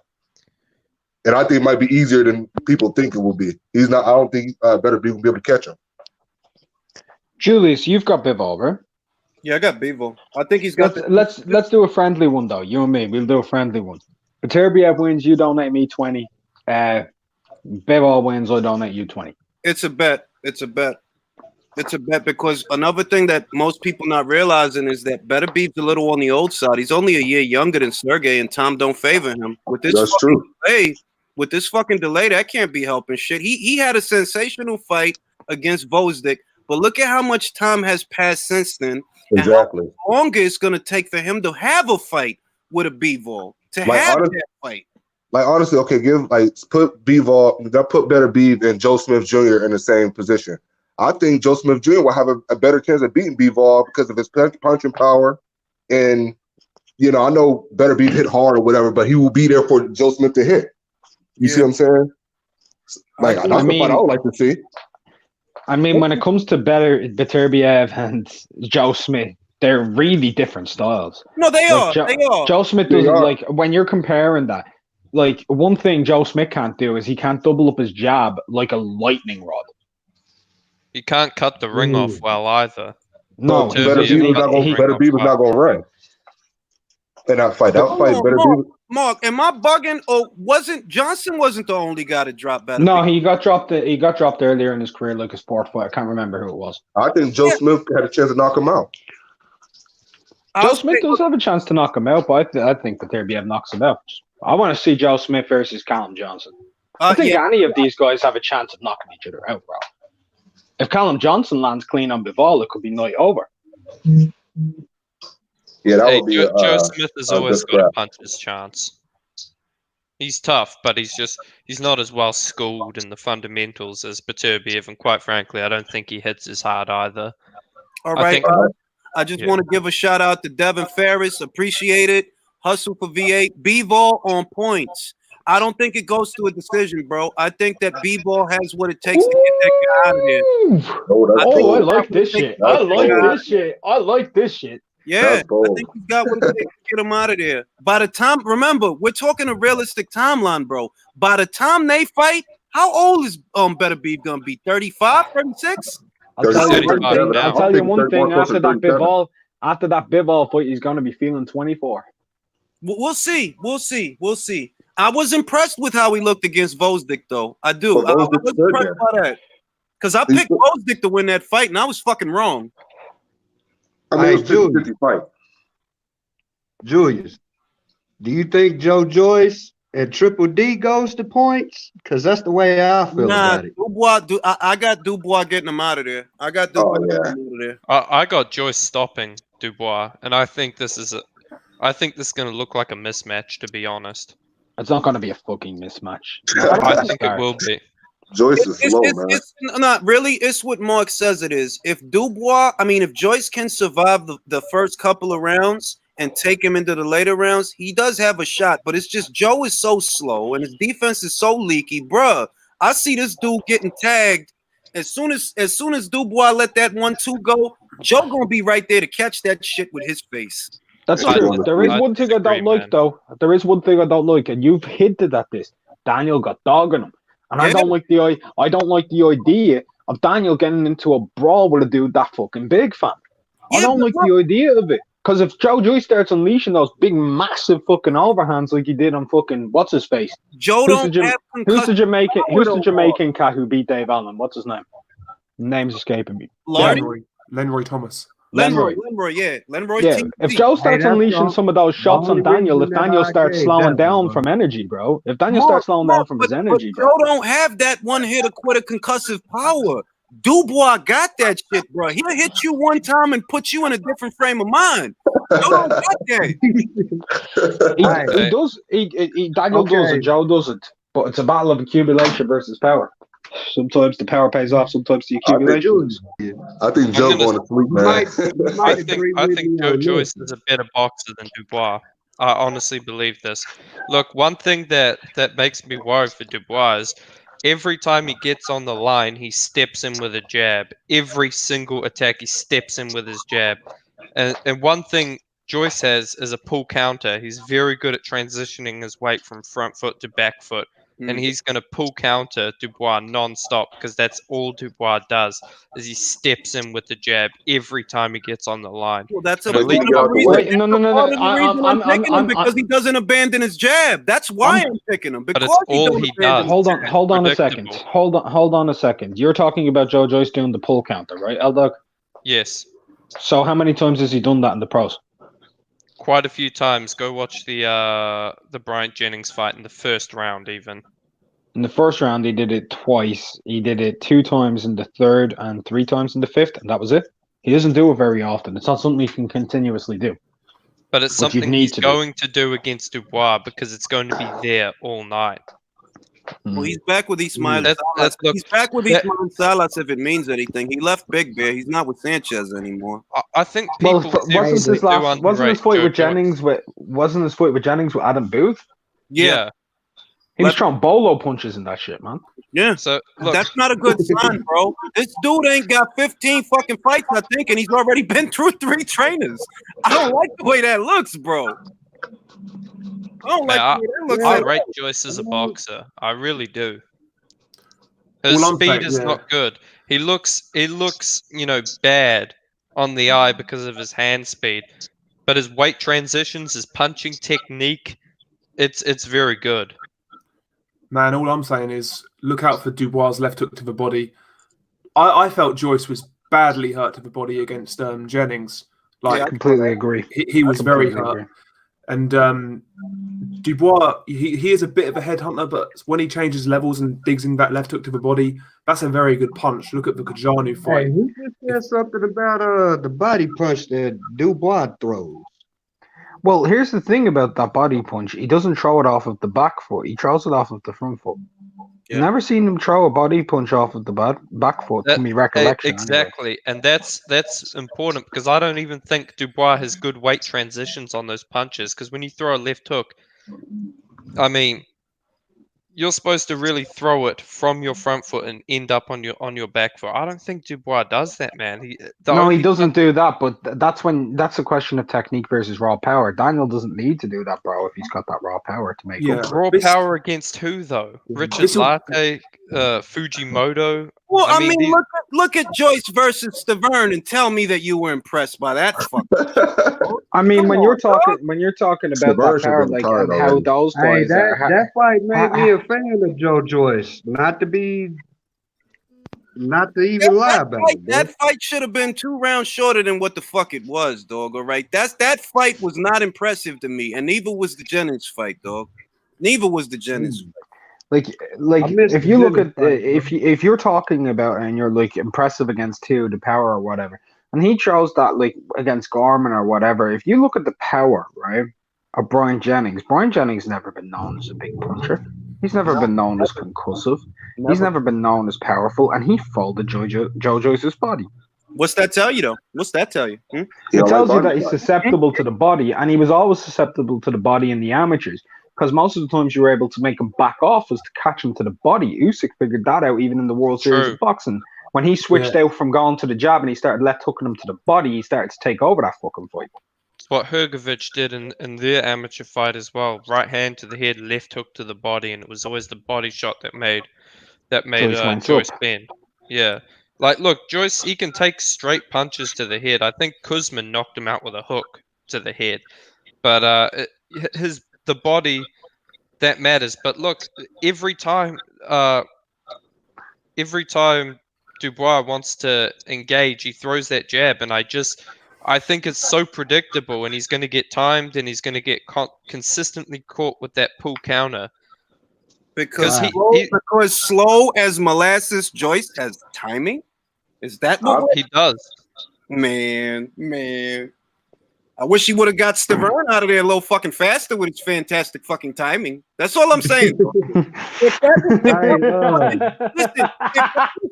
just saying, if that was fucking Dubois Stavern, that fight wouldn't have made it out of the first round. That guy wouldn't have made it out of the first round, bro. He wouldn't have made it out of the first round. That's all I'm going to say about that. Right? Yeah, styles make fights, man.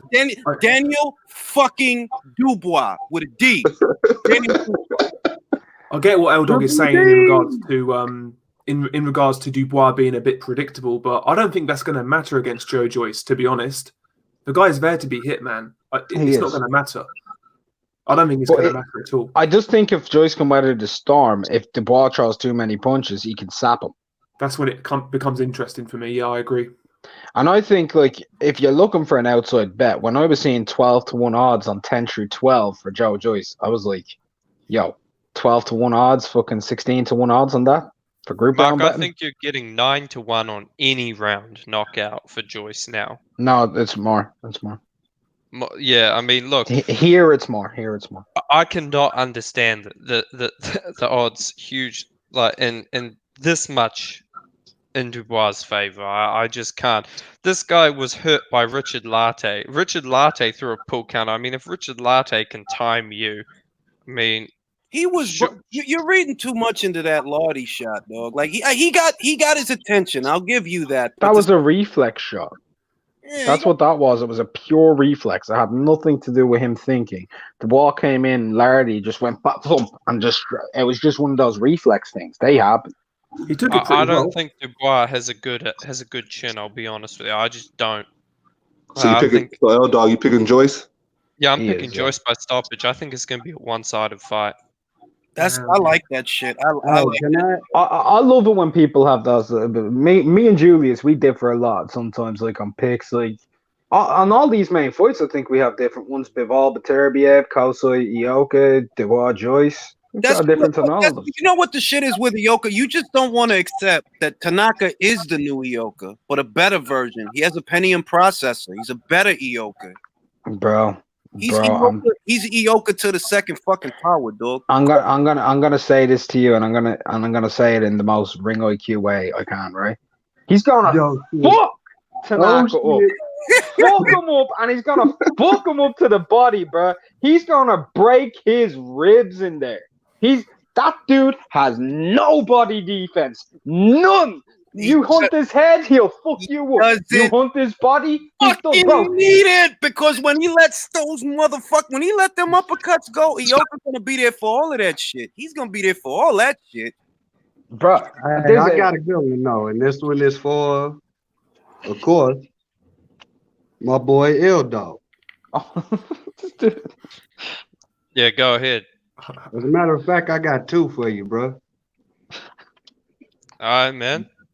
The first one, I look at Dubois versus Joyce as Dominic Brazil versus Frank Bruno.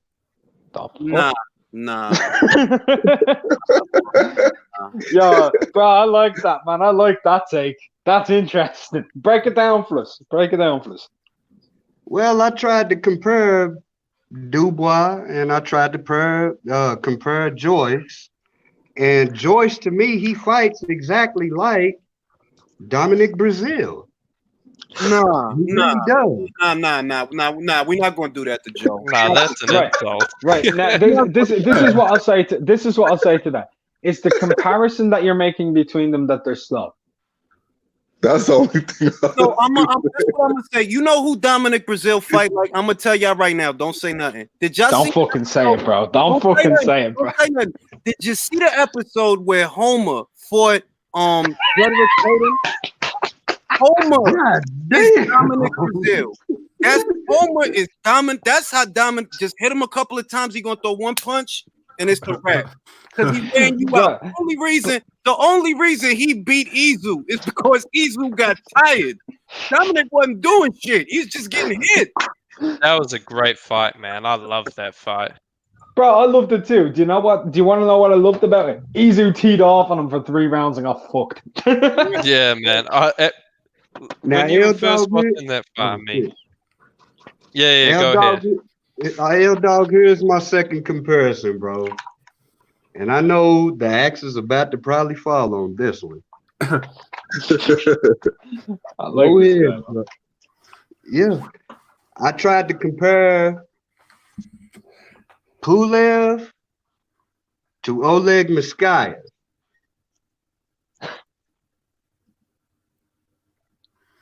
I'll be Actually, honest with you, I never seen that guy box, so I can't even comment on that. Yeah, I'm not familiar with Oleg. I'm not familiar with him. I know what he's talking about. He's talking about the stiff jab from Pulev, the way he times people. Oleg did the same thing, and he had that stiff stance. He was kind of boring. But one thing that Oleg did quite a lot is he never really threw the two. He'd go for the hook, and then he'd try and come in with the uppercut. There were slight differences, but I see some comparisons for sure. He was a timer of the jab like Pulev. You try and offset your rhythm with that straight jab. Just boom, boom, boom every time you come in. Great timing.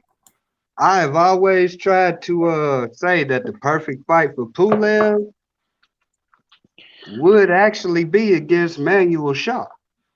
Because they exactly have the same European style. They punch in the same angles. Yeah, but if they fought next, right, the natural choice would be Pulev because Manuel Shaw's been putting moose in his hair for 2 fucking years. That's Pulev fucks him up, man. Man.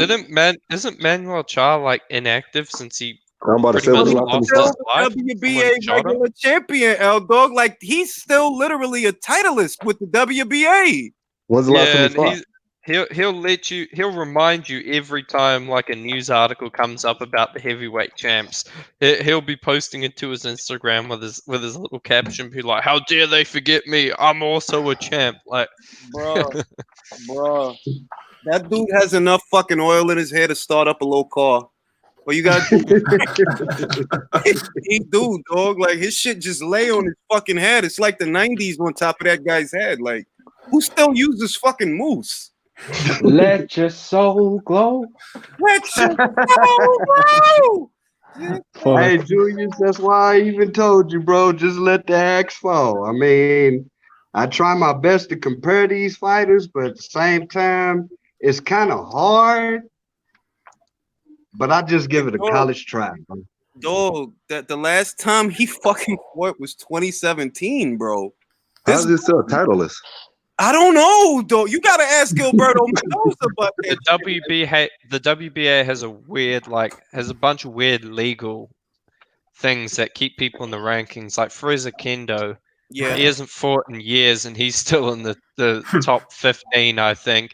I Wow. think it's like they literally can't strip him without the risk of being sued or something. I don't know. It's weird. He has a legal right to fight for the regular title, but He who the does. fuck is gonna bid on a Freza Kendo fight? Like, who wants to see that, dog? Frez Bro, don't want to see bro. I would pay money to watch Fraser Kendo versus Bob Welcher. I would. I want to see that give God. Look, old man fights of arthritis and joint pain.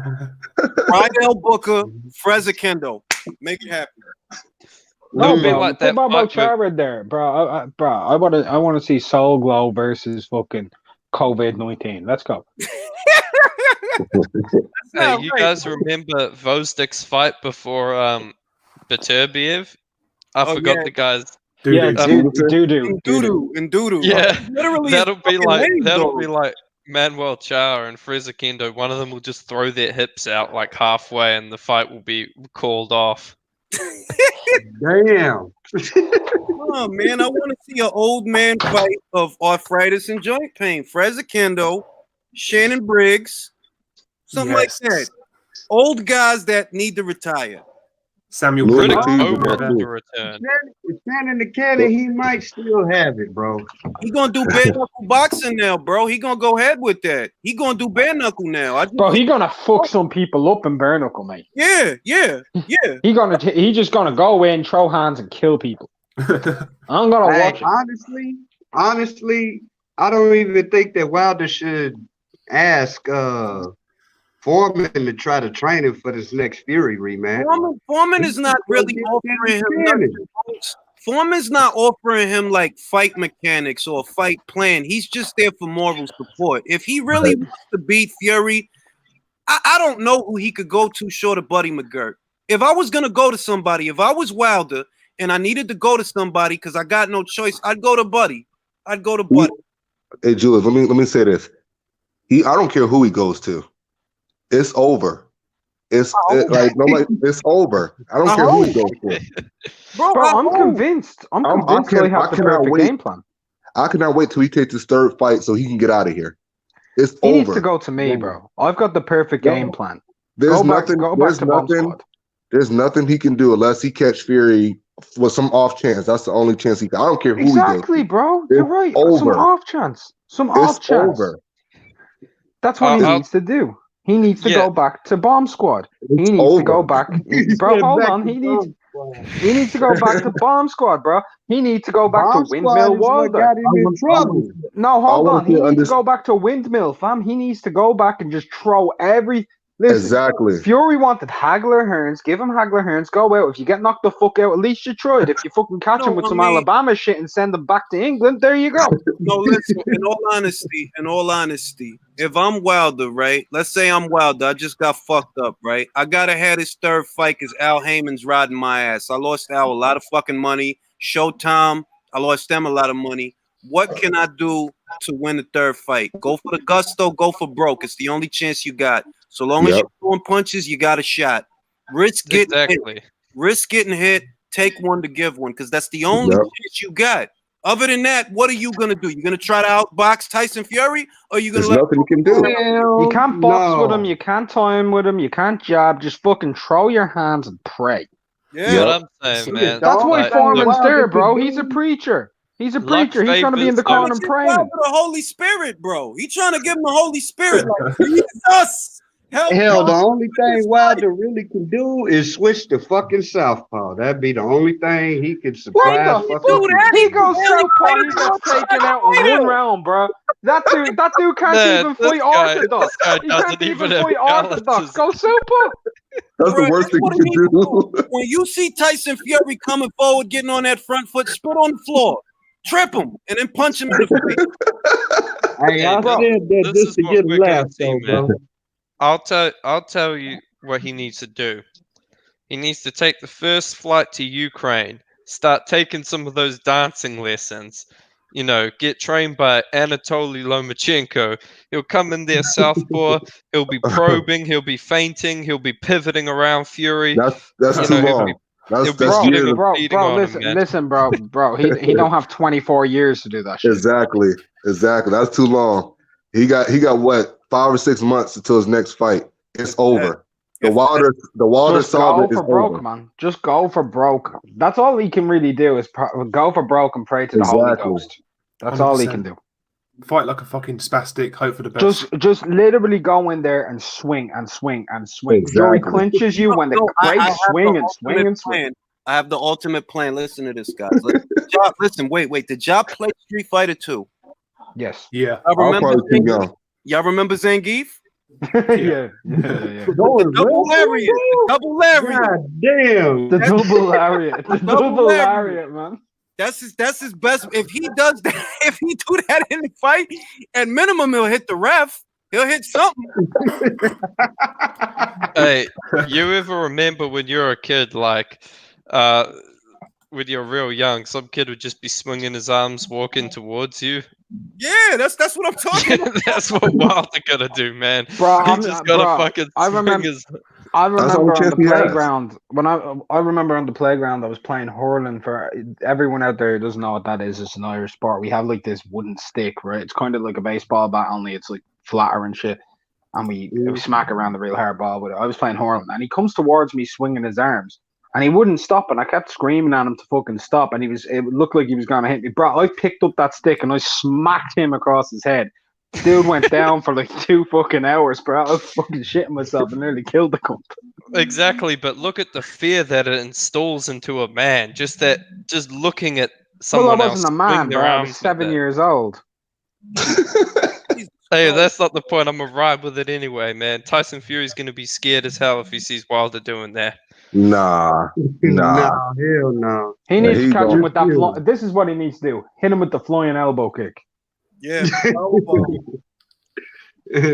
I'm hoping he takes give this him next my fight. axe He can get out of it. Nah, there it is.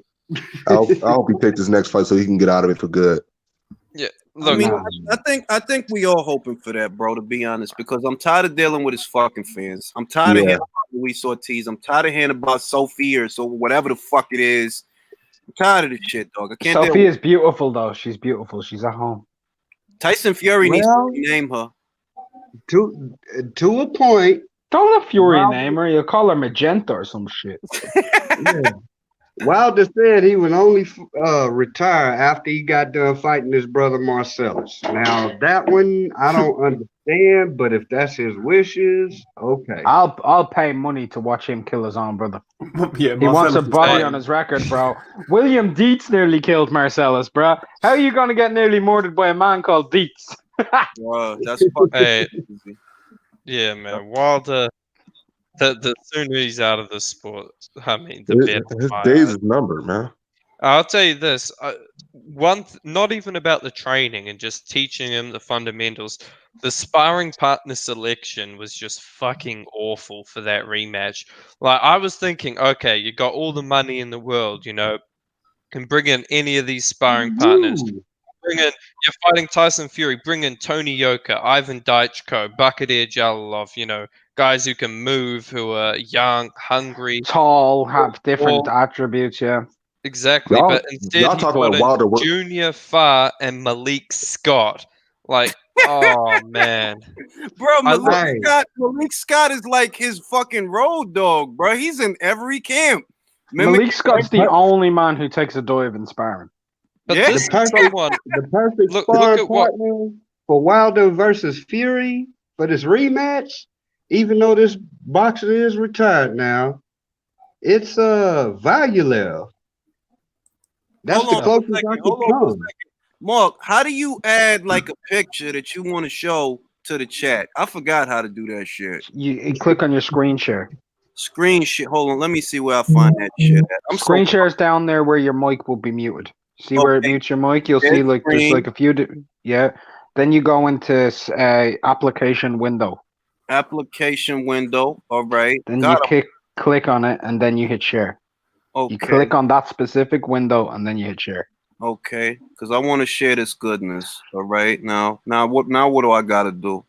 You go over to wherever it is that you want to show. I wanted to show you guys this wonderful shit. Hold on, let me show it to you. Show you this wonderful shit. I feel the guillotine coming. No, I'm just playing. I gotta show y'all this shit. This is important shit, right? What Go the ahead, fuck? dude. What the fuck, bro? Open this fucking folder. All that shit. This fucking shit. Gills' computer's older than me, man. It is actually. It might be. What the fuck is this thing doing, dog? All right, open that motherfucker, man. Open that shit.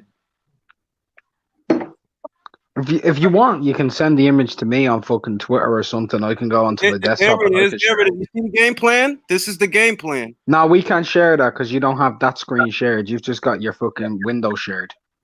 Right. Fuck. What I want you to do is unshare your screen. I'm a unshare. Yeah, I'm sending it to Mark, man. Mark is more tech savvy than I am. No, man. listen to me. You're gonna learn this now. You're gonna learn this now. Share your screen again. Right. Go to click share screen. Share Go to screen. application window. Application window. Now look towards where that image is that you have open now that you wanted to show us. This is very complicated, Mark, and I have a very short attention span. Well, there will be that image open. Come on, in the file Julius. somewhere. You got to give yourself more credit than that, bro. Hey, man, I'm fucking old. I get to be old, all right? I get to be old. Look, Mark, I'm gonna Right, say, fuck it. Go over to share entire screen. Let's make this easier. look, man, I'm gonna send it to you. I'm gonna send it to you on Twitter. You got this, Mark. Right, I'll be back in a minute. I'll go onto my laptop. Hey, Julius, you ain't really that much older than me. I'm only 33, bro. Listen, I know you got me by at least 5 years. I got you by 5 motherfucking years, dog. I've seen TV shows you've never seen, all right? I was around TV was free, bro. All right? Yeah. I was around when Jordy LaForge was on Sesame on Channel 13 reading books and shit, all right? When Jordan LaForge is on. Hey, I feel you, bro. I'm not knocking you at all. Fucking old out here, dog. I've seen TV shows. Shout out to Heath Farley. Yes, me and my technical difficulties are gold. Yeah. They're solid fucking gold. I don't get this, bro. This dude's able to edit the way he does, and yet he can't fucking screen share. Because that comes from He the likes art. to edit. I'm gonna tell you something. That if I do something right like that, that's coming from the artistic side of my brain. So I'm not even really thinking. But That's a Capricorn trait. yeah, that's a Capricorn trait. Like I'm not thinking when I do that. I'm just doing. Like you know how the Joker he just did Yeah, shit. did you send that shit to me? I sent it to you on Twitter just now. This is the perfect game plan for Deontay Wilder, fellas. This will win him back the belt. Hey, Julius, I don't have anything popping up. Did you tweet it to me or messages? You know that I didn't even fucking hit send, bro. I am that fucking old, dog. Okay, yeah, I got Julius, it. Right, your so birthday, bro. I ain't telling all these thousands of just know that I'm a fucking Capricorn. Like Ali, like Frazier, like Foreman, like Lemieux. Like I'm a Capricorn. Right, hold on a second. I'm Dang. gonna join on my computer. Give me a sec, Julius. Drop the link in the chat for me, Hey, bro. me birthday, January 3rd, 1987. I'm a Capricorn, man. We you know, we're special fucking people, dog. We're special. We got 3 Capricorns on the live feed. Fucking cat, and I'm proud of it. You know they changed the shit, right? Exactly. Anybody born now, anybody That's 13. born now has some weird new sign called Ophiuchus or some shit. Yeah. The king. Oh shit! It say the studio is limited to. Hold on, don't worry. Application window. This is the Right. ultimate. Do you see the king's screen there? Can Yeah, you click that. clicked it. All right, there it is. This is the ultimate game plan, y'all. This is what needs to happen. As long as Wilder does this, he can win the belt back. Y'all see that shit? Y'all see that shit? As long as he does this, Wilder can win the belt back. Y'all He don't have the footwork for that. He don't have the footwork for that. You say you don't have the footwork. footwork for that? Look at the coordination. Look at the coordination. Look Right. at look at that. Perfect. Go to Freddie Roach. Go to Freddie Roach. Take a cab to Big Bear. Do this 6 times for 3 minutes daily. Wilder wins the belt back. Just look at that shit. Gorgeous. Fucking gorgeous. It's sensational. Sensational. Fucking God hell, damn, bro. serious, bro. You know what? Wilder, Oh shit! please don't do Come that. 'Cause on, if bro. you do win the belt back, we'll Damn. never hear the end of it from Blue Blood and the rest of them. Red Glove said that's too advanced for Wilder. It's his footwork. That's Hey. footwork. His footwork suck. He doesn't have the hand-eye coordination for that. Yeah. That's his only chance, bro. If he does anything else, he loses the fight. Well, he's gonna lose the fight. So I know what he can do. Sneeze on Fury. That COVID-19. Sneeze on him. Sneeze Bro, I've got the ultimate game plan, right? What they need to do is line the ring with cocaine. Line the ring with cocaine, bro. Yeah. Yeah. I'm just, you do that, you get a lot of surprises. We all know Fury likes to party. It's party time, man. Be somebody. Although if Fury wants to counter that, he could line the ring with trannies. That's true. And wow. costumes and Power Ranger costumes. Look, if they make 78 and Blue Blood the judges and one of their guys the referee, and they just let him keep going until the final bell, I'm sure he'll get the belt back, mate. I'm pretty sure he won't because he'll die. Bro, do you know what you're talking about the final bell? The final bell and there will be the 12 toes. Realistically, Mark, what do you think that fight does? More or less than before? I think it does less than the third, more than the first. Less than the second, more than the first. I think it does about 550. All right. Because I think the fans have sold it to themselves through stupidity. And then the other people who want to see it are the ones who want to see Wilder get retired. Yeah. What I'm thinking is the only people that I see that want to see a third fight, right, and are in an uproar are Wilder's fans. But as we all know, Wilder's fans is the Fire Stick Committee, so they not going to buy that fight. I don't think they want to see a third fight. That's why they coming up with all these excuses. I don't think. Yeah, that's the same. That's the same shit I was going to say. Like, they don't want to see the fight. They just want to find a technicality to get Wilder the belt back. I think they do want to see the fight, man. I just think they honestly became so deluded that they have to look for all of these justifications. They cannot comprehend the fact that he lost. They just can't do it. The way he lost, like he got mowed down, like Julius would say, like a guy mowing his lawn. He got mowed down. To be honest, bro, they were so deluded they just couldn't comprehend it. Bro, he got fucked up. He got fucked up. You know Literally. What I would pay to see? I would pay to be a fly on the wall of 78 Joyce's house. To be honest, I don't want Wilder to retire yet. I do. Please make it go away. I'll just say this, right? I'm not a Wilder opponent. Oh, my bad. Look, a former opponent, right? A former person who was supposed to fight Fury The only once said reason one of I the don't most. want Wilder to retire yet. Oh, my bad. Go ahead, Mark. One of Fury's people who he was meant to fight was David Hay, and he summed up the Fury Wilder fight perfectly years ago when he was talking about one of his own fights and it didn't materialize that way. That fight, that second fight, was more one-sided than a gang rape. It was.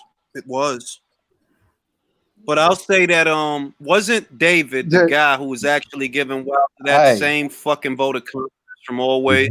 Peter Fury's dad broke down the fucking fight exactly, dog. Like I didn't even it all made sense, but I'm like, damn, dog. But if Fury come forward, he gonna fuck around, get knocked out. Oh, father knows best, man. Father knows best. He even offered to bet, hey, if I ain't mistaken. Yeah, Hay didn't like that shit. He didn't believe what he was saying because he didn't want to put his money up. He didn't believe that shit. Yeah. He didn't believe that shit. He said, I'll bet you that my son. Oh, God, bro. The remix. I don't want Wilder to retire until he fights Hay.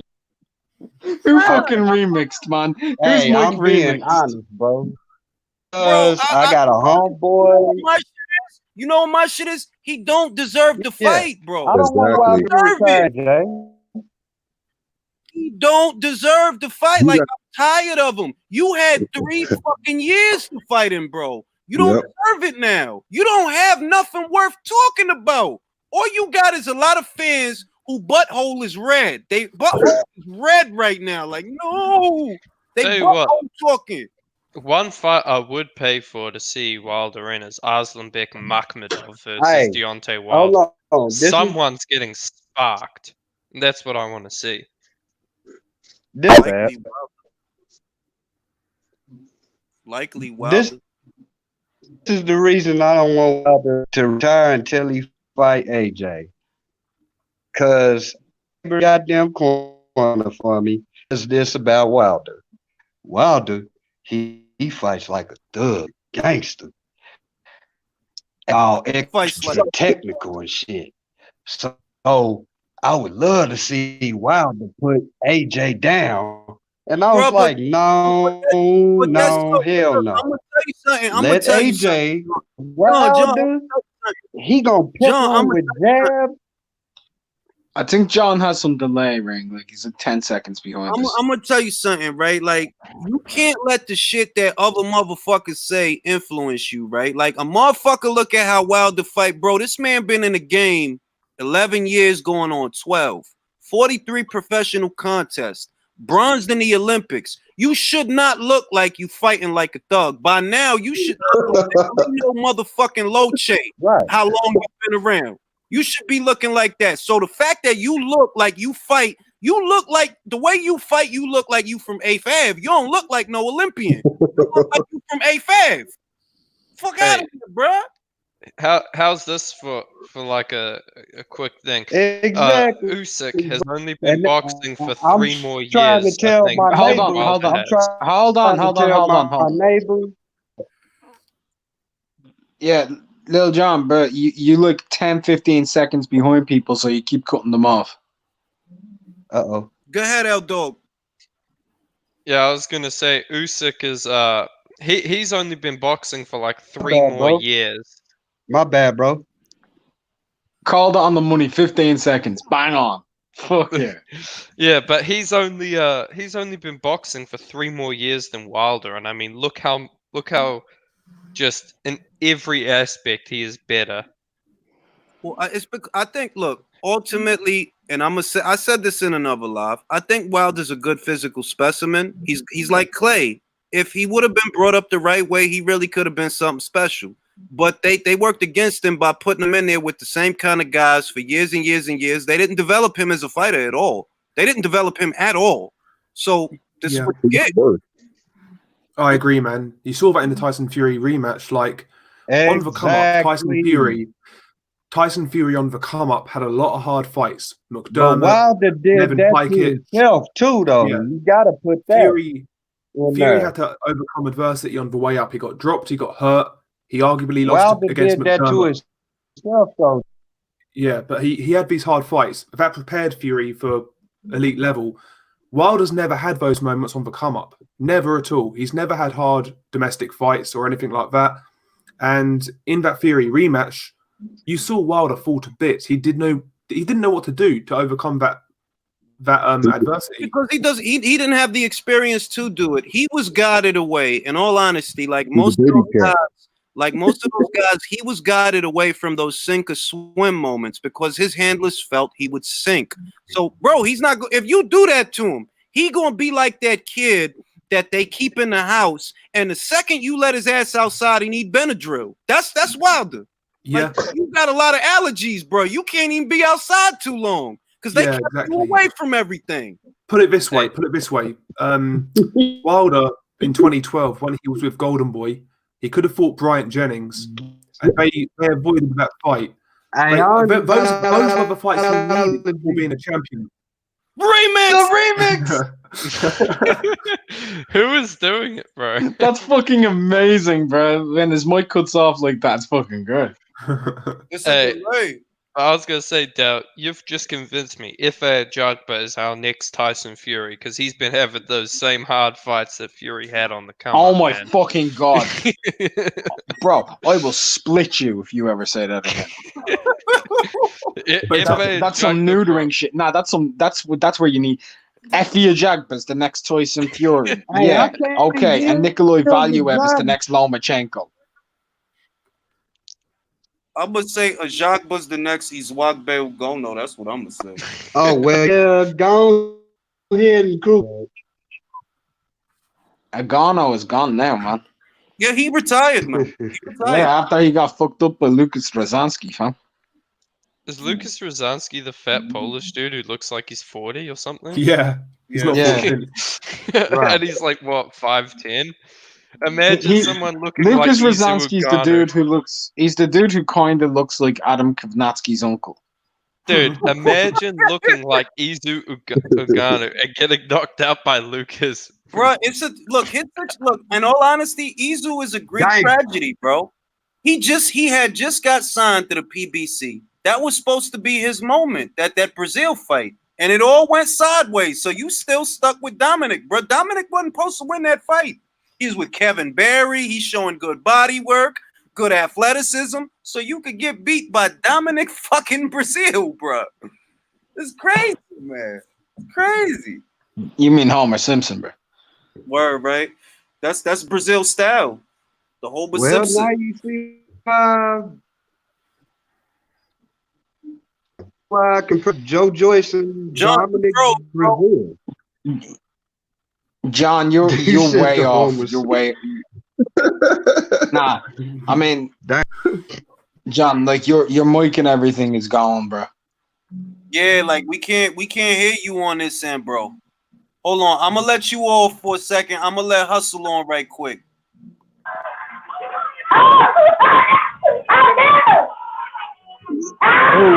All right, Yo, you caught him at a wrong time, bro. You caught him at a wrong time. Hustle is in the middle of killing somebody.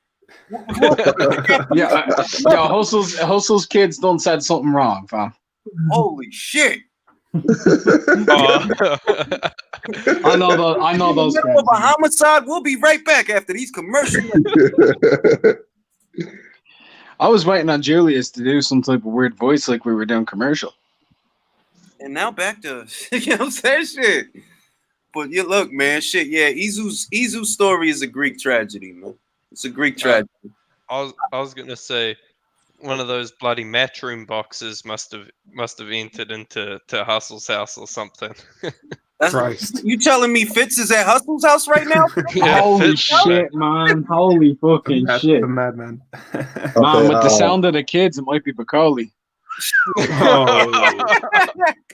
Man, fuck you. Coley was trying to raise awareness, man. Cut it out. He was trying to raise awareness about Yo, what up, Hustle? What up? What's going on, man? Hustle. Yo, Hustle, who you killing, bro?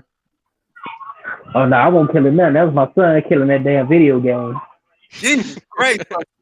All right, I got a question for everybody. Izu was a guy that I thought was gonna be somebody, and he ain't turned out to be shit. Who is the prospect that you thought was gonna pan out but didn't?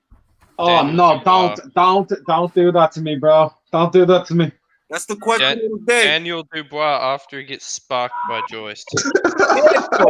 Get the fuck. Do I have to do this? You gotta do it, dog. All right. Someone who I thought was gonna be something and it didn't pan out. Okay. David Price. That's fair. A lot of people got swept in that tornado. A lot of Bro, people. I'm trolling. Huey Fury. All right, I'll take that because I actually thought Huey was gonna beat Joseph Parker. So I'm with you there. I'm with you. I got Tabiti. All right. But I think that Tabiti only lost one fight, right? So I can't say it's completely over for him. There's still bro, he got to beat him back and forth, to beat him black and blue. He got to beat it through the canvas, and he got to beat him the fuck up, bro. I thought he was dead when Dorticos knocked him out. Yo, man said he was dead. I thought he was dead, bro. Oh, He was dead. all right, El Dor. I'm gonna say Scott Fitzgerald because that was a boxer I was actually pretty high on, to be honest, and it looks like his career is just going down the drain. But if Yeah. it has to be someone who's lost, I'll say Amir Imam. I used to think he was real good, man. That's fair. That's fair. Oh, I thought we were doing heavyweights, fam. No, it don't gotta be heavy. It don't gotta be heavyweights. Just any guy that you genuinely thought was gonna be something, and he turned out like, nah, bruh. It just ain't pan out. But yeah, heavyweights. I think a lot of people are gonna have to add Daniel Dubois to their list. I think he's gonna knock out Joyce, man. I think Joyce is going to sleep. Bro, we're not gonna argue this again. We're not gonna. L Dog, stop bringing this fight up. We're not gonna continue to argue one fight for the entire night. Oh no. All right. Who you got? Casemiro or Nui? Anyway. That's what I'm going with, but I don't know, man. That's like a risky fight. Casemiro, he got some dog in him. I want you to trust me on this. Anyway, he's gonna beat the dog shit out of Casemiro. Shout out to the Philippines. What round you got him going out? 7. You think you're talking about like 7? I like the confidence. I like that. I'd pick 9. I like that. I don't know. Casemiro doesn't have as much dog in him as people like to think. Dude's quitting the ring. More importantly, this layoff where it might be working against certain guys, it's not working against Inu. He needed a break. This is favoring a new way now. This layoff. The reason it favors him, like the biggest factor for Casemiro in his favor was a new way coming off of an orbital bone fracture. More time out he has, the more it'll be healed. Yeah. Right. Yeah. Right. Motherfucker. I got one. Roma Angulo versus David Benavidez. That's a good fight. That's a good fight. David Benavidez beats him. Yeah, he beats him, but it's a decent fight. It'll be okay. Yeah, it'll be alright. By the way, Wait a minute. We got off the fucking prospects that you thought was gonna be shit and ain't shit. Yeah, blue collar. What were you gonna say, bro? So I was gonna say Matt Korobov. Given the, I know he's had a half decent career, but given the amateur credentials that guy had, the skill set that guy has, he should have done a lot more, man. A lot more. Yeah. I'm gonna say someone that it might be controversial, but it's only because I thought Sky was the limit. He is somebody, right? He became somebody, but I thought it'd be a lot more. I thought it'd be a lot better overall. Amir Khan. That's fair. I was gonna say Luke Campbell. Just don't have a chin. That's the thing. That's the thing. I thought that guy, like, if you look at Amir Khan, if you gave that dude a granite chin, he could beat pretty much everybody. I agree. He won world titles. But are we including regular belts? No. I said Ugas, Derevyanchenko, and Luke Campbell. Those were my 3 that I really think should have won a belt. Damn, that's a good question. Shit, mine still ain't won a belt. I'm waiting on him. I have to say Dylan White. He deserved it. Yeah. Look, Brad. I think the best person who hasn't won a belt yet. Yeah. All right. I'm saying this right now. Best fighter in boxing who hasn't won a belt, and the reason I'm saying it is because he's gonna be the pound for pound #1 fighter on the planet, Melakuziev. I don't care what anyone says. He's gonna beat the shit out of people, fam. What about Carlos Canizales? Carlos Canizales has won a belt. He's a regular champion. No, we're not including regular champions. Real Mark, why do you keep qualifying that shit? I don't qualify it, but Ugas said who hasn't won a belt. Ugas, when he fights for the regular title, he's going to call himself a champion. He's talking about an H&M belt or fucking. All right, fine. If we're not including that, then Carlos Canizales is the best fighter who hasn't won a world title. I think Derevyanchenko is. Have you seen Carlos Canizales fight? No, I don't. Go watch him fight, bro. Go watch that kid fight. That Venezuelan motherfucker's unreal. I gotta catch up on him. And I actually think he beats everyone at 108. I think he beats Kenshiro Koyaguchi. I think he beats Felix Alvarado. The red one, not the gold one. The red one. Yeah, man. Carlos only got Gonzalez, he fat can hours fight. in it. I'm ordering pizza, by the way, fellas. That's all that was. I'm ordering pizza. Apparently, get this shit. Domino's had a gas leak, so we can't order from them. The Chinese food is closed for 2 fucking weeks. We got to go with Papa John's. Why didn't you get Pizza Hut? I don't think it's a Pizza Hut around here. Oh, Damn, where you at? Fucking Stafford. Oh, damn. Yeah, I don't think it's a Pizza Hut out here, but either way, pizza's pizza. It's cheese on it, it's bread, sauce, and Sergey Didivianchenko, he's a damn good fighter. He's a damn good fighter. I think he's better than he get credit for. I watched the Triple G fight yesterday. I had him up on my scorecard. Well, I'm gonna say this. What was your scorecard, by the way, on the Jack Kulkoy, the Sergey Derevianchenko fight? Which one? The Jack Kulkoy, the Derevianchenko fight. I don't think I watched that fight. I really started paying attention to him when he fought Danny Jacobs. Yeah, but he fought Kulkoy after Jacobs and before Golovkin. I'll say this. That falling out with Lou DiBella happened right on time for Charlo to not deal with that guy. I think he would have beat Charlo, man. It happened right on time, dog. Like that shit literally saved his career, I think. So what do you think Charlo's going to do? I know he's going to fight Chris Eubank next. Eubank, and then he's going to move up. Then to fight who? He's going to move up because PBC has more ponies in the show at 168. More fights for him. You got Caleb Plant, Avni Yildirim. You see, I don't think he's going to do that, bro. I think he's going to move down to 154. I think he's cashing out if he move up, honestly. No, I think he's going to move back down to 154. I think they're going to try and put him in there with Jared Horde. Or maybe they'll make Jared move up. He can't make that fucking weight. They can do it at a catch at 157. They can make that.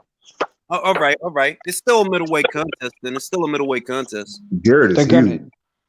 They're gonna do little shit like that. They're gonna keep him at there holding the belt like they did with Wilder, man. And they're going to have him fight lots of different guys, and they're going to probably have him fight like guys like Horde, move him up into the division and keep it all in-house and make as much profit off him as they can, because they ain't going to cross any streets. So what they might do, Mark, they might have Jamal move up to 160, Jamal move up to 168, Errol move up to 154. That's what I'm thinking. Then try and make the pay-per-view division the 154 division. Snakes and That's what I'm thinking, because Errol's not gonna be able to keep making welterweight. Bro, it doesn't matter with Errol. I'm done. That dude's gonna get fucked up the next time he fights a world-class talent. He's gonna get fucked up. His mentality's Why gone. do you think they got him fighting Danny Garcia so that he don't fight a world? Bro. I think Danny Garcia's gonna fuck him up. You think? Oh, get the fuck out of here! You believe that, Mark? I think he is. I think Errol's shot after that car crash, man. Yeah, man. I think he's big time damaged goods. Well, is this Bois speaking? See, this is why I always have Mark on the show. He's fucking exciting, dog. It's exciting. Because now I'm actually excited to see that bullshit ass fight. Bro, I want to see Ugas versus Spence. That won't happen. Ugas is actually calling him out, and it's the reason that Ugas never got the fucking fight. Bro, Ugas is a good fighter, man. I like that. I like how he fights. He's good, but in a very basic way. Yeah. He's to me, Ugas is a good B+ guy. He's a good B+ guy. And he fucks up Spence too. I think he could. At this point, I believe it. I tend to agree that Ugas was calling him out, and they stopped all that fucking shit. They fed him Omar instead. Like, look, we got another undefeated guy for you. You can beat him up. He thinks he's his own fucking trainer. Bro, people are like, oh, this guy's probably just hating on Spence. You can ask a lot of people. I picked Spence in every fight of his in his entire career to win. And I even picked him to beat Porter dominantly. Do you feel he beat Porter? No, I don't. I don't like the whole politics shit in boxing, right? I don't like it. But what I will say is I tend to call it as evenly as I can. I really do. And I don't care what side of the street you're on. Even if you're doing all this different type of bullshit, I don't give two fucks. To me, like, you could have Joshua against Wilder. If Wilder beats Joshua on points, if that happened, which it wouldn't, but if that happened and he beat him on points, I'd say he beat him on fucking points. You know? Yeah, I mean, when it comes to scoring a fight or an outcome, I just call it down the middle. If I think the guy won, the guy won. If I think he lost, he lost. And like I said, with Porter, I don't know, man. I just didn't see Spence win that fight. The knockdown might have saved it for him. The knockdown, just because Hawk did bring that to my attention. And yeah, if you got 2 swing rounds and there was a knockdown, I had it as well. That's how I had it. I had it 6 rounds. I had it as well. The knockdown saved him. Yeah. I had Spence winning 7 rounds to 5 plus the knockdown. But Well, hey, like I say, I can see that. I can see that. I'll tell you who made a great video on it, Corruption. And one thing that it really brought to my attention when I was listening to his video on it was, I mean, look at all the low blows Sean Porter was, Errol Spence was landing on Sean Porter, just blatant low blows that were never called. Now, look, if they're not called by the ref, a judge is not supposed to count that as effective, but it's breaking the fighter down at the same time. So it's, it may not be a clean, effective blow, but it's still doing damage to him. It's going to limit his mobility in maybe the next couple of rounds. So how do you even score that fight without taking into account all the low blows? Yeah, he hit him low like 4 or 5 times blatantly. Oh, way more than that, bro. Way more. 27 was my last count of low blows. That's what I could remember. But he hit him blatantly a lot of times below the belt. Maybe we could get Spence versus Salido. The funny thing was as well, the narrative before that fight was, Sean Porter's a dirty fighter. We have to watch him. And look what happened. Interesting fact, Sean Porter's never had a point deducted in his career. But he's a dirty fighter, goddammit, because Errol Spence.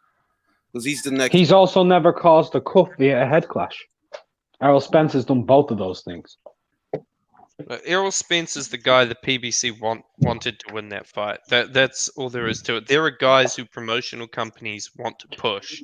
Errol Spence is one. But I'm not going to say the fight was fixed. This is what I will say, right? No, for me, I see the two swing rounds. Could have gone either way, both of them, and the drop. If you have that towards Spence, he wins. If you have the fight even, he wins. Yeah. That's what I had. They know that. I mean, there's a reason they've been treating Sean Porter like the redheaded stepchild of the welterweight division. Look at his resume. Look at everything he's been through. But who are they pushing? Errol Spence. Yeah, and shit, why not run it back? That was a hell of a fight, man. That was probably my fight of the year last year. You can't run that shit back. They can't run that shit back because if they do, Porter's going to beat the crap out of him. Exactly. Absolutely agree. Absolutely agree. I loved that fight, man. I ordered that on pay-per-view, and I thought it was worth every dollar. No, the Pacquiao Thurman was worth every dollar. I love Sam Thurman. Those are the only 2 PBC cards that I purchased, Spencer, because I knew Porter's going to make a fight out of this. That's not true. That's not true, Ring. That's not true. You purchased one other. You said I even asked you, boy, which was it? Was it the Pac Browner one you purchased? No, I didn't buy that fight. You crazy? Or was it Mikey versus Spence? Are you crazy? You got to be playing. I didn't buy that bullshit. Man, call me a sucker, but I bought every one of their pay-per-views. Nah, I didn't. Okay. Let me do something. You're a sucker. You're a fucking sucker. No, I couldn't do that. I want to know something else? I bought Lomachenko versus Campbell on pay-per-view. And I actually thought that was worth it. I don't blame you though. I bought that shit. I bought that shit, bro. Hey, like technically that should have been a fight on free TV, but honestly, how good of a fight it was, I didn't feel ripped off at all, man. I felt like I got a better deal than. Bro, I'm gonna say this right now. Lomachenko should be on pay-per-view if Adrian Broner is. Yeah. Oh, absolutely agree. Yeah. In Broner's pay-per-view debut, he showed you that he does not belong on pay-per-view. On pay-per-view. He showed you, like, this is why you shouldn't pay to see me fight. Watch this. Hold my beer. I remember the most ridiculous comparison I ever heard in my life. I had people say that Broner at lightweight was as good as Sugar Shane. Get the fuck out of here, dog. Bro, you've seen people these days saying Roberto Duran struggled against black boxers. I think Broner would beat him. I saw that. I was like, bro, and it's fucking shit. I swear to God, it hurts my brain. Like I just take any Broner you want. Hold on, take any Broner you want and put him in with Roberto Duran that fought Ray Leonard in the first fight. No, Bro. hell no. Take any Brony you want, put him in with Roberto Duran now, and Duran will fucking outwork him. Bro doesn't let his hands go. Roberto got nothing to worry about. Like, bro, Man. this dude went life or death with Jesse fucking Vargas, man. You know the one I'm seeing now though is Devin Haney. All of these guys think Yeah. Haney I've seen comments saying, It's a yeah, complex, Haney bro. reminds me of Floyd so much, except Haney is even better at this age than Floyd was. And I'm And just I'm gonna thinking, say, look, I see. Pretty Boy would fuck up Haney. No, but look, let's be fair. I do see shades of Floyd in Haney, but it's too soon to be so overconfident about him because he really hasn't fought anybody outside of Abdulaev. That's it, bro. And Man, that's not a big win. the So- only things I see in Haney and Floyd are that they look similar when they were young. Well, the sharpness in his punches, the athleticism, the elusiveness to the naked eye, to the casual observer, they're gonna make that correlation. They are. So I get where they're coming from, but let the fucking kid develop, dog. Stop comparing. man. Let him develop, dog. I Yeah, I said agree. this on someone else's stream. I said I think Haney is going to have a career similar to Devin Alexander, and that's no disrespect to Haney because Alexander was a 2-division champ and even a unified champ. But look, I think that's Haney's Haney. already a champion. All right, I'm gonna Yeah. ask you guys a question. Who do you think has a higher ceiling, Stevenson or Haney? Stevenson. Stevenson. Steven. I see more. I'll be honest. I see more in Stevenson of Floyd than I do of Haney. Stevenson is Stevenson's harder slicker. to beat, man. Well, I'll tell you this about Haney. He attacks off the same angle every time with the same punches. He's extremely predictable and he telegraphs his punches.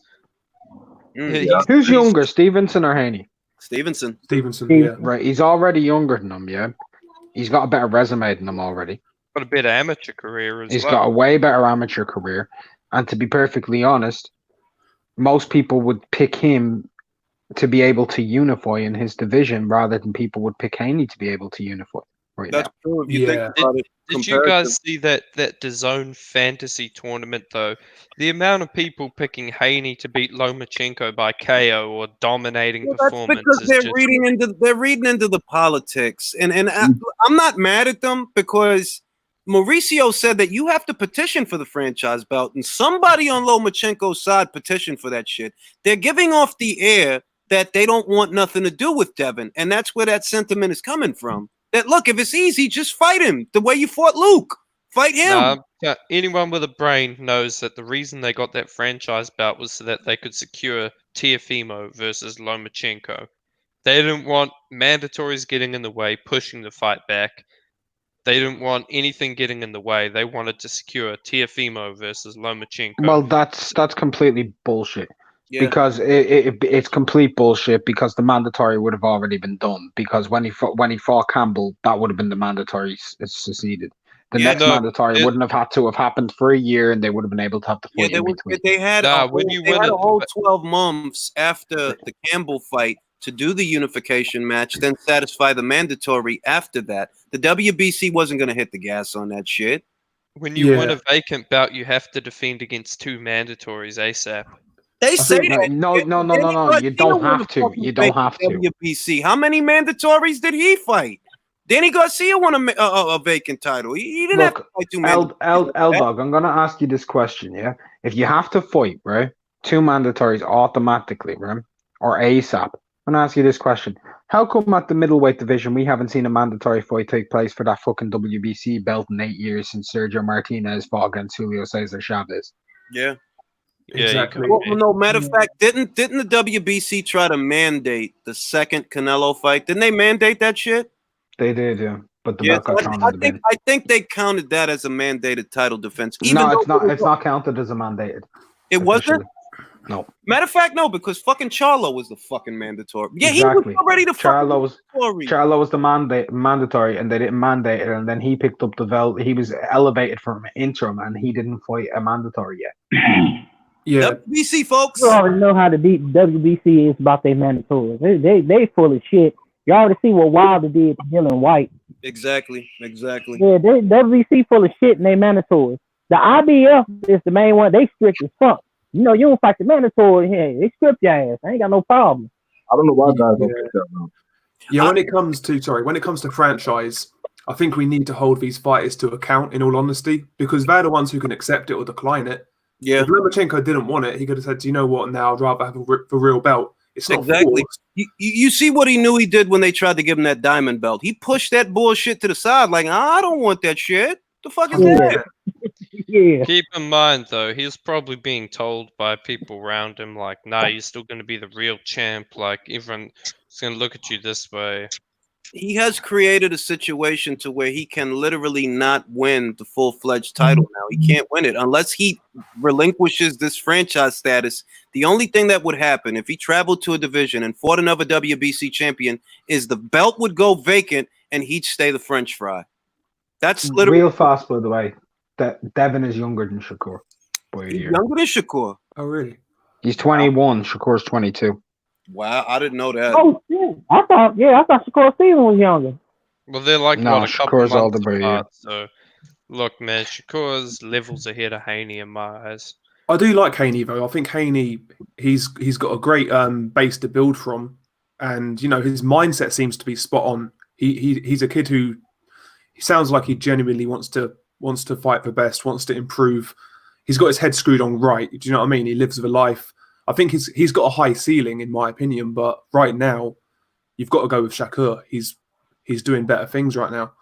I mean, we're talking about him wanting to fight the best, but where is he?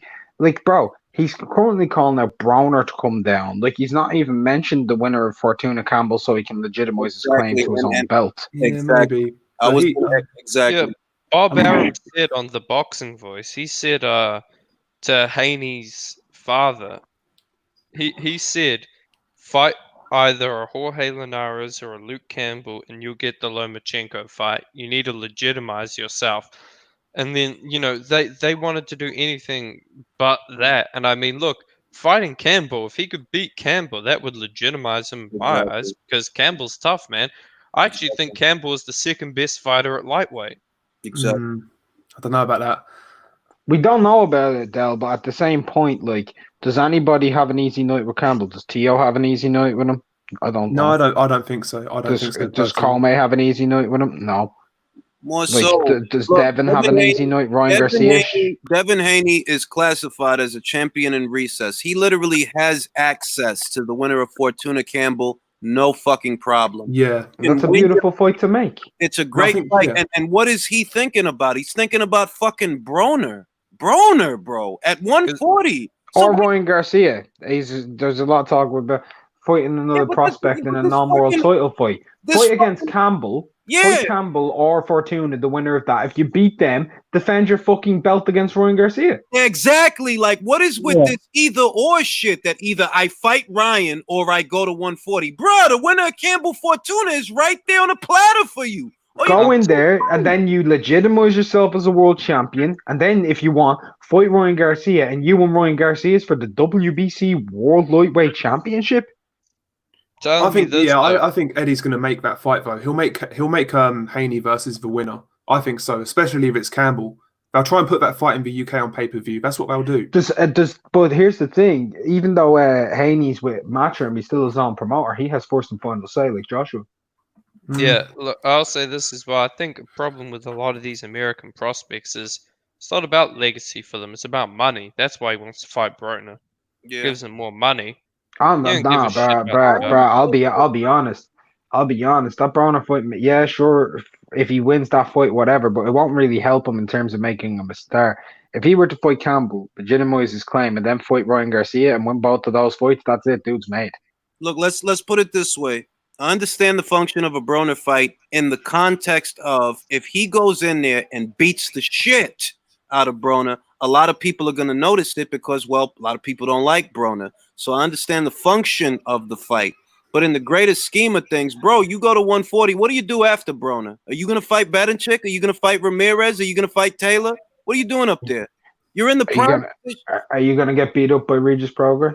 Yeah, like you down to do that because that's who's up there, bro. A lot of maturated fighters that have had tough fights that you haven't had. So if you go to 140, are you committed to making those kind of fights? Julius, Mo Boxing's looking to get on the panel. Hey, but I got Mo. Hey, you just reminded me of a fantasy fight that I was thinking of. Baranchik versus Besputin. Baranchik versus Lipinets is my fancy. That'd have been a good fight. Yeah, I was watching some Baranchik the other day. I watched his fight with Yiget and Taylor. Man, I love the He way that beat guy the fights. shit. He beat the shit out of Yeah. Yiget, man. It He beat Bro, beat he the was. shit. Can you Oh dig man. it? Yeah, Can his you eye dig was it, Anthony fucked. Yiget, man? He gave him Baranchik that is just a hematoma, monster, though. man. Look at the way he's built. I mean, his body, everything. He's Oh, me and fucking Delboy have tank. both He's said this chiseled. for a long time. He's a science experiment out of a fucking lab, that dude. He's He a must be, fucking man. row. He is a 140-pound Ivan Drago, mate. Yeah, There is no yeah. fat on his body. It's literally all muscle, and it's like, oh man, the guy looks like he's from Dragon Ball Z or something. Real fast, while I mentioned Drago, right? I decided last night because I was bored, Julius. Yeah, after we did the movie talk, I Yeah. watched Creed 2. I watched Okay. Creed 2 for the first time. I never watched it. I'm telling you right now, I've never been so angry and so pissed off in my life at how shit that movie was. That movie was shit, man. That was Movie was shit. absolutely abysmal. Movie was That was terrible. That was worse than the first Creed by It's far. a cop out. It's a cop out, man. It's like I like the idea of the character. I like the premise of the film, but it's the execution. It's shit. It's lazy. It's like, bro, like, oh, he's his son. I thought it was I'm bullshit. supposed to give a shit because that's his son. No, you gotta make me give a shit with the storytelling. And I don't give a shit. You got money, bro. The whole point, the whole premise of it is that they were looking because Rocky pretty much made the wife leave him. That was the whole premise of it. The whole premise of the movie is that the mother walked out on the son Yeah. Yeah. because his dad's a failure. Yeah. Who gives a shit? That's 95% of most relationships. Bro, I've had harder shits than that. You know what I mean? I've had harder shit. Sure. Oh, I believe you. I believe you if you ordering pizza during COVID. Look, man, motherfucker gotta eat. Motherfucker gotta eat, right? I'll tell you this. I've never seen a worse boxing movie than Southpaw. I fucking hated that movie, man. yeah. That movie sucked. Damn, Yeah, everybody hates You've that movie. obviously never seen the fucking Roberto Duran movie. that sucked. Yeah, That- I heard about that, and I thought, look, I thought, Roberto Duran movie. Who played him in that? Because didn't it have some good actors? They had Bro, Usher. Usher was Ray Leonard. Yeah, Oh no. Yeah, look, I just never watched it because I heard about how shit it is. I just can't do it. By the way, Hey, Julius. did any of you guys watch $1 Million Baby? That was a really good movie. that was a Yeah, good movie. I like that yeah. movie. Yeah, we talking about that Julius, last night. I figured out the correlation, by the way, for Usher to Ray Leonard, right? Took me a while of thinking about it, but Ray Leonard had those sex addictions and shit, right? Yeah. Yeah, so let it Usher burn, has bro. crabs. Usher has crabs. Gotta let it burn. No, Oh I dig, my god. I dig it. I saw that coming as soon as I had the word sex. I was like, I know it. I dig it. No, but they don't know. Marcus. Like I said, they didn't know if they wanted to make a movie or a biopic, and they didn't execute either. It's a biopic or it's a fucking movie, but you got to decide. And they tried to treat it like it was both, and it was just piss poor. It's not engaging. You don't end up rooting for Duran as a result of the movie, which is the point of a movie. Characters that are engaging. You want to know what's going to happen next. That movie, I'm like, they just going from one fucking thing to another thing in no particular sequence. It's bullshit. Bro, the movie wasn't a biopic, it was a biopsy. Yeah, yeah.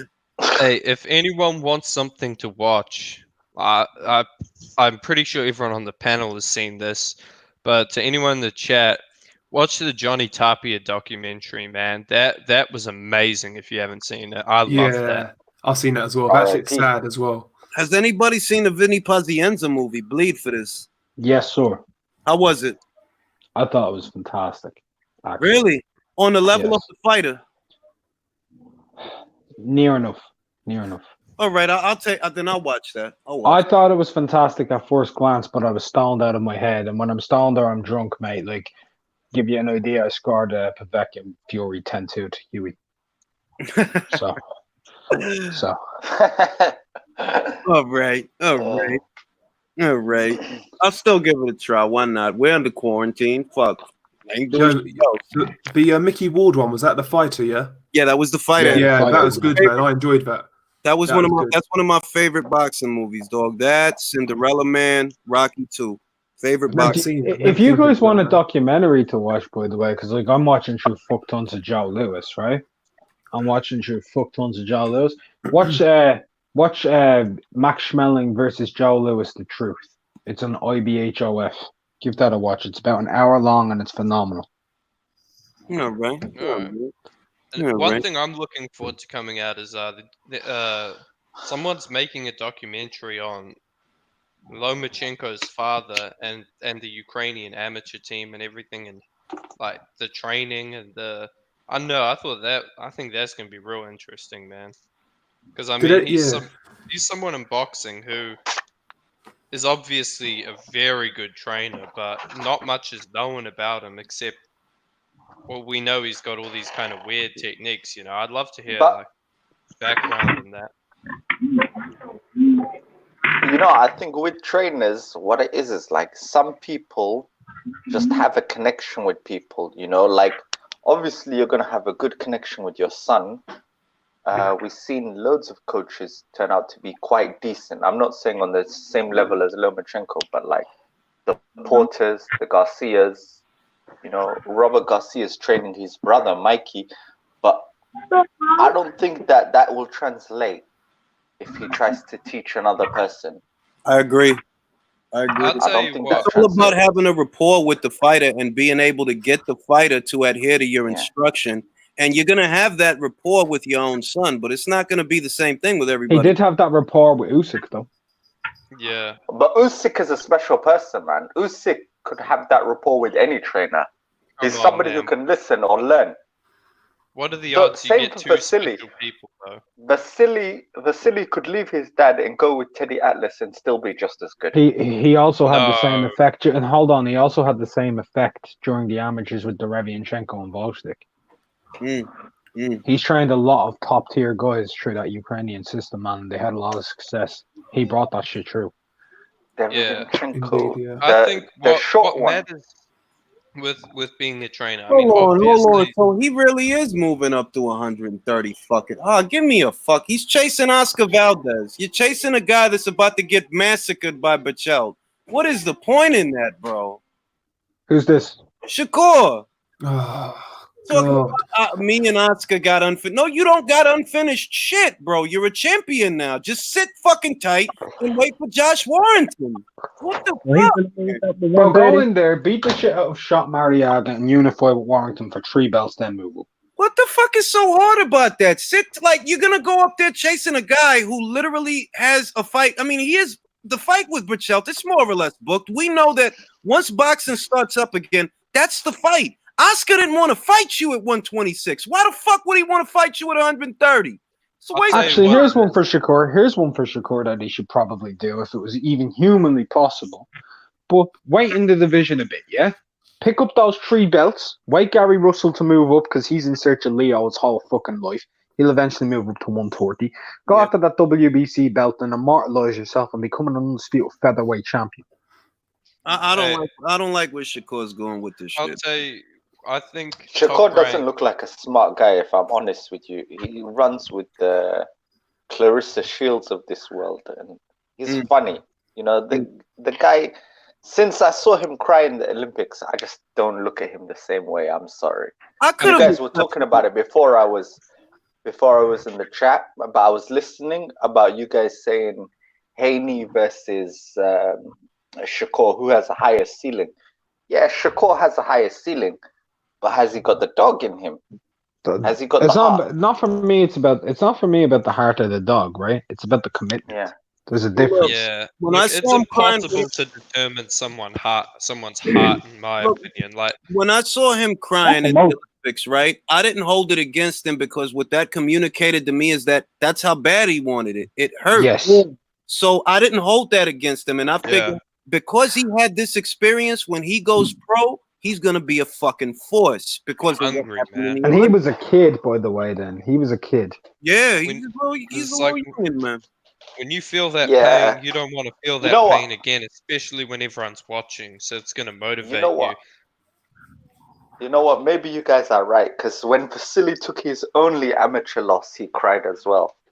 Yeah, Man, he was So, screaming and crying, man. That It happens, was like that a was little really bad. kid, man. Bro, it happens, man. Like, I'll be honest. When Mick Conlon got robbed in the Armies, yeah, not only did he did he up your shit, not only did he do the middle finger, he was crying backstage, and apparently he was contemplating all different types of horrible shit. So, like, shit happens.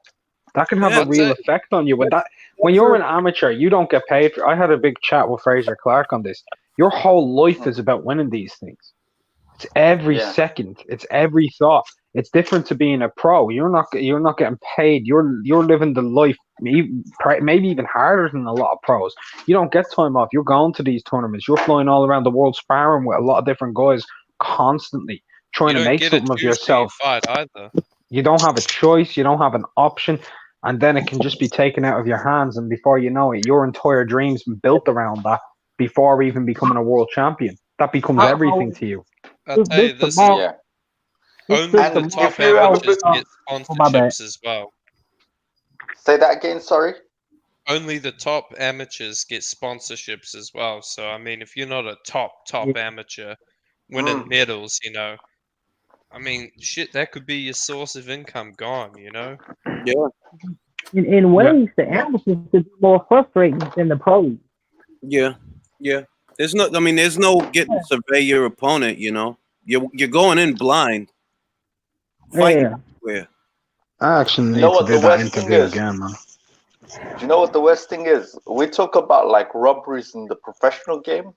I've been to too many amateur fights to say that like robberies are too common nowadays. There's a lot of robberies in the amateurs, man. Look, Too many. Oh my not God. only have I been to a lot, man. I've been watching the amateurs for years.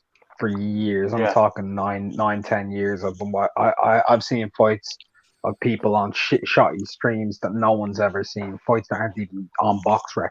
I've seen so many different things that because BoxRec don't upload every fucking fight from the amateurs or whatever. And No. they don't. You know this yourself because you've seen fights. Yeah. You've seen people that you probably know have fights. Yeah, and BoxRec don't even have them listed.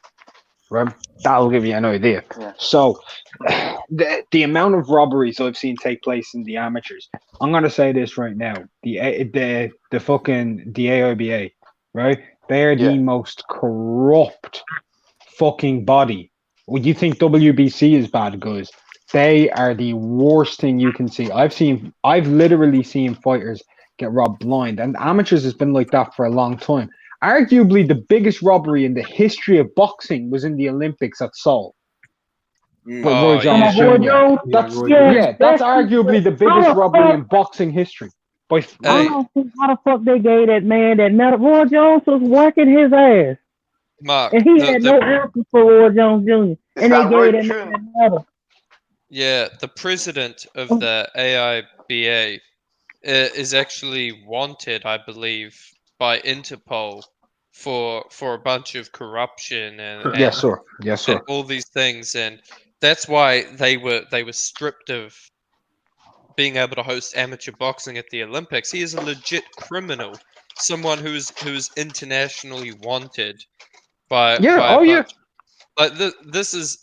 It's not even us just saying they're corrupt because it's a few bad judges. The actual organization is just fucking corrupt. I mean, that 2016 Rio Olympics was a complete joke.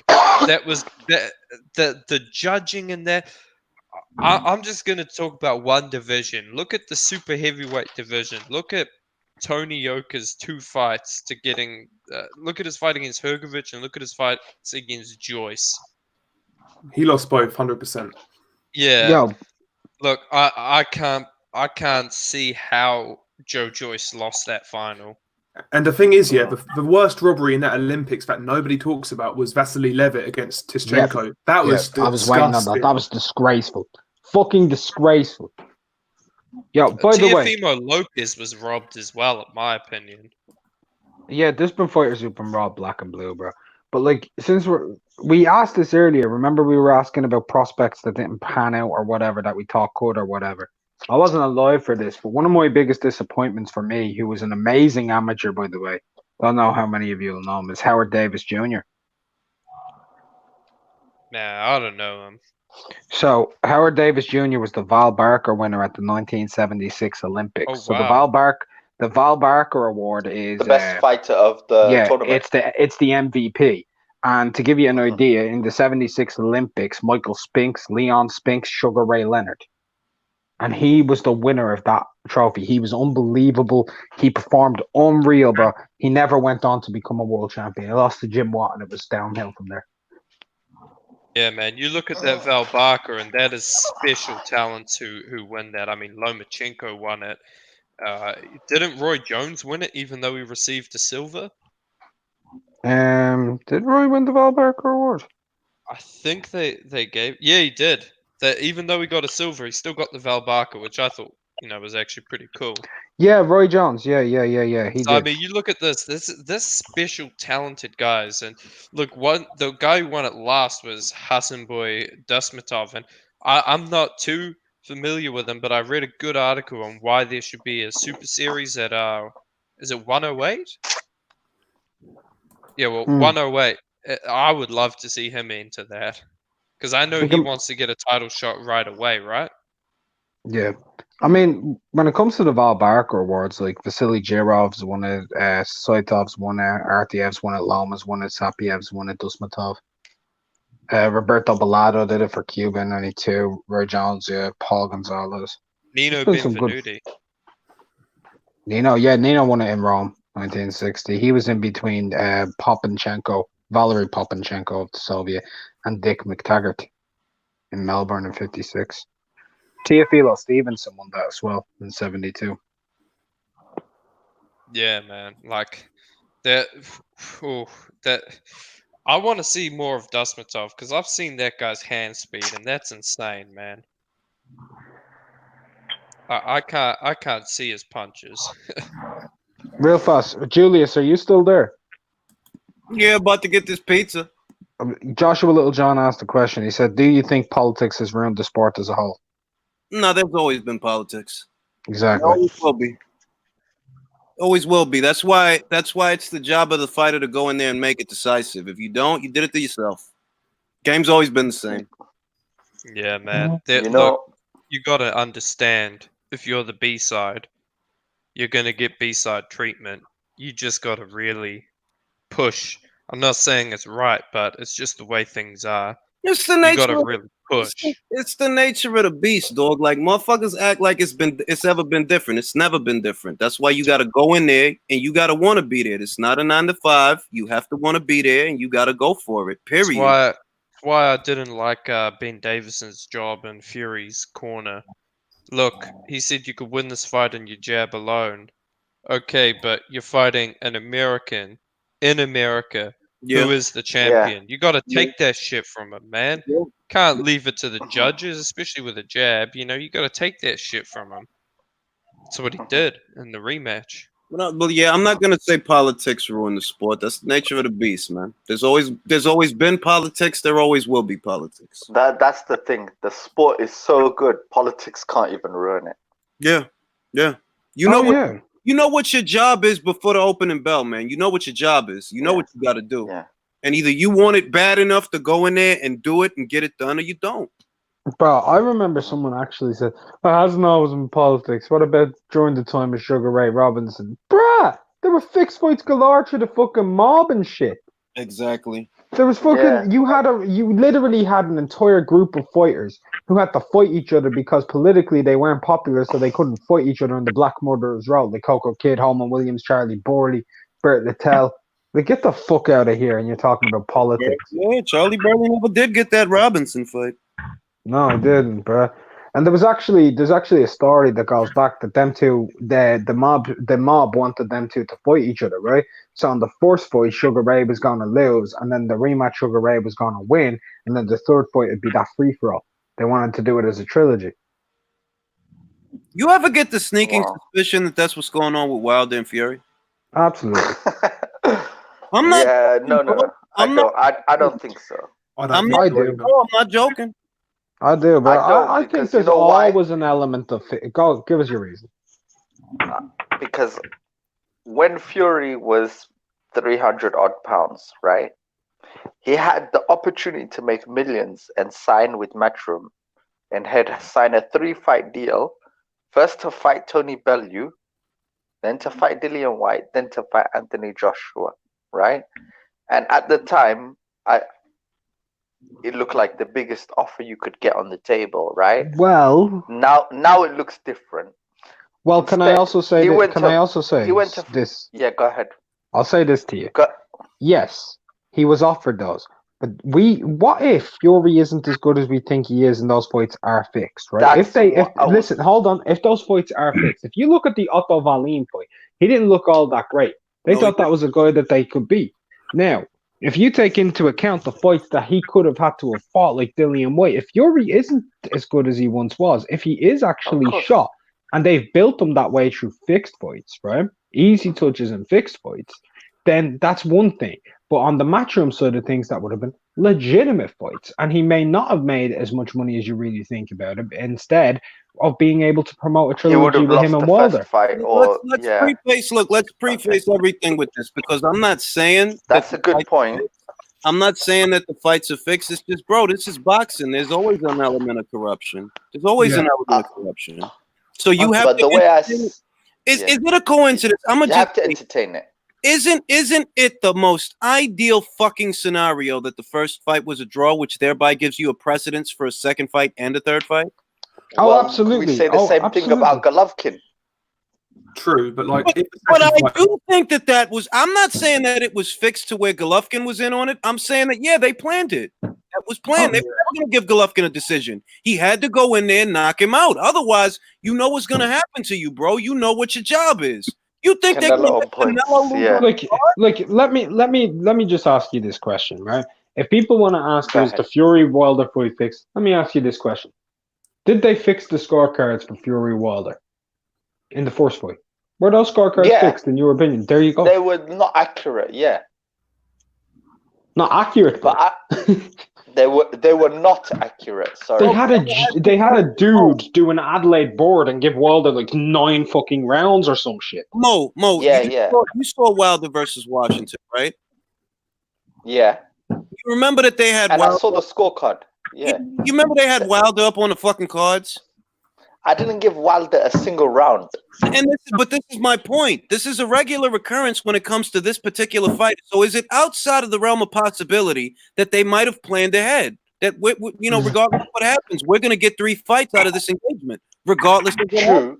And we're going to decide how it happens. But I'm saying it's not fixed like the way you're saying it. Like you're saying, let's get 3 fights out of it. For me, I'm thinking that's impossible. They would not want to do that. Yeah. Why wouldn't if they you're want to talking do about fixed as in like, because to be Listen. honest with you, I think Fury wants to get this Wilder guy out the way and carry on with his own career. Look. Fury may want to do that, but Fury's also on the ability where he's able to make. If you look at it right now, look at the Matchroom landscape.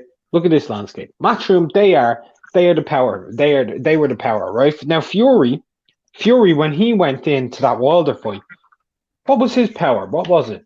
He had Frank Warren, bro. He had no money. Nothing. Not a damn cent, bro. So, look at it from that perspective. When that fight was originally scheduled, they put in a rematch clause. Why would they have a rematch clause in a fight that was a voluntary? Yeah. Yeah, with Wilder Fury, my thing is this, and I'm talking about fixing when both guys are involved. Yeah. With the second fight, because they're gonna if this is all fixed, they're gonna want to sell the third fight. How you don't sell a third fight is a one-sided beatdown. Because I don't want to fucking see it. I would want to see it if it's a great fight, but all right, but you have to. All right, this is what I'm gonna say now. Once again, I'm just hypothesizing. I'm not telling you that I'm sold that the fight is fixed or nothing like that. It's just that You're saying that you got to keep that possibility, your mind open. I get it.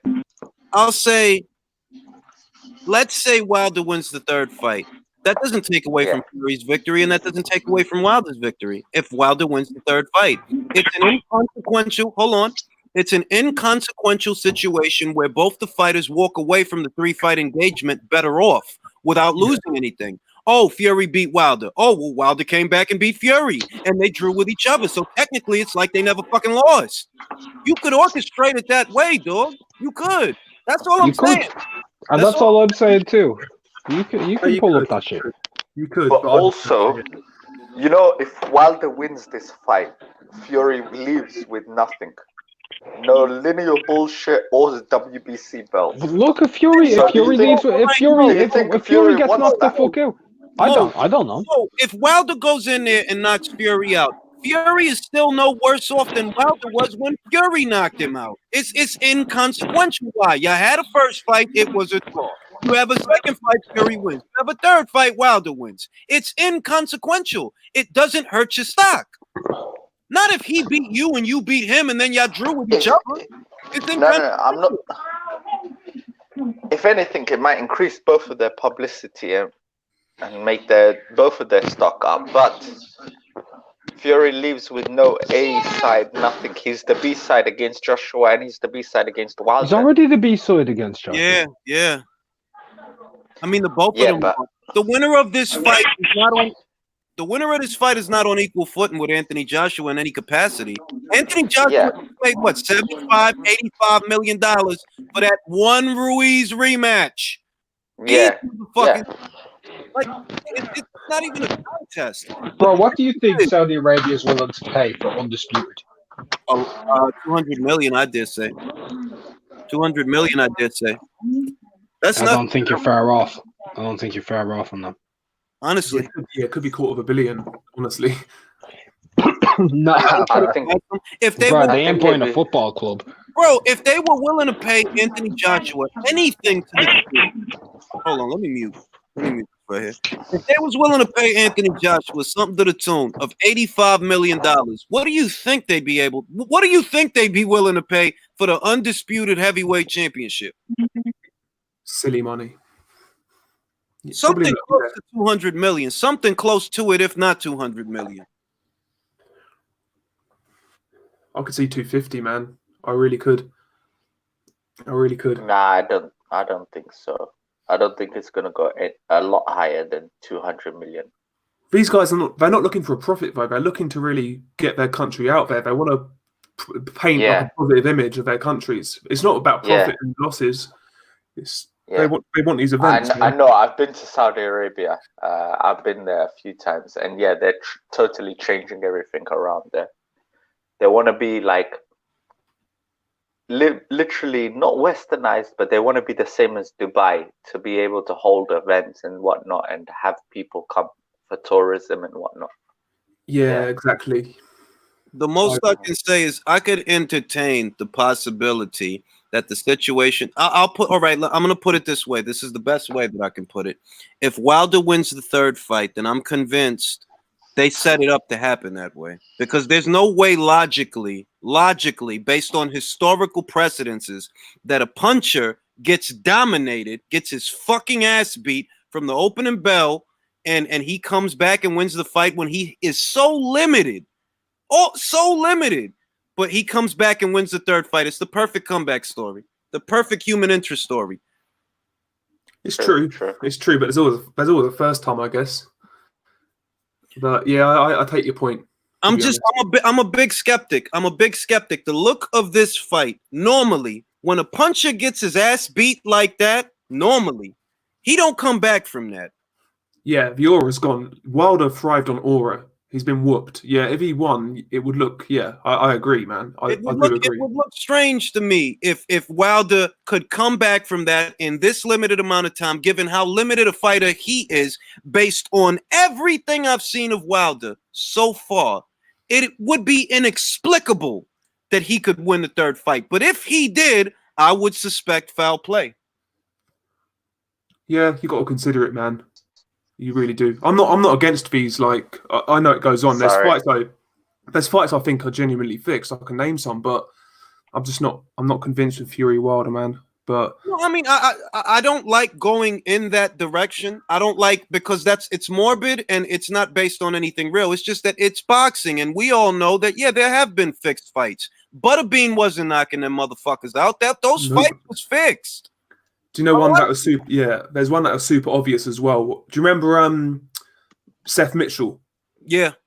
The second Jonathan Banks fight. Watch that fight. That was fixed. That was absolutely fixed. Seth Mitchell was fucking outboxed and out fucking gunned in that first fight. And then the second fight, he outboxes a guy who has less talent than Wilder, believe it or not. outboxes Jonathan Banks. Yeah, because Banks caught him once, and you can tell in the second fight, Banks caught him. You can tell Listen, Mitchell was the hurt. fight And he backed before off. that, he fought Chaz Witherspoon. And Chaz Witherspoon made him do a little dance. Yep. Christ, the same Chaz Witherspoon that Usyk just fought? Yep. Yeah. Fucking hell. They were trying to sell Seth at one point, man. Jesus. They were trying to sell Seth way more than they were trying to sell Wilder. They had him like co-main event on fights. Yeah, HBO were pushing like him hard. that. Yeah, HBO. Yeah. You remember that as well, yeah? Yeah. Wilder was like 17-0. Oh man, that's just like I don't want to lean towards that theory, but I don't dismiss it. It is a possibility. I don't dismiss it. Anything is possible, man.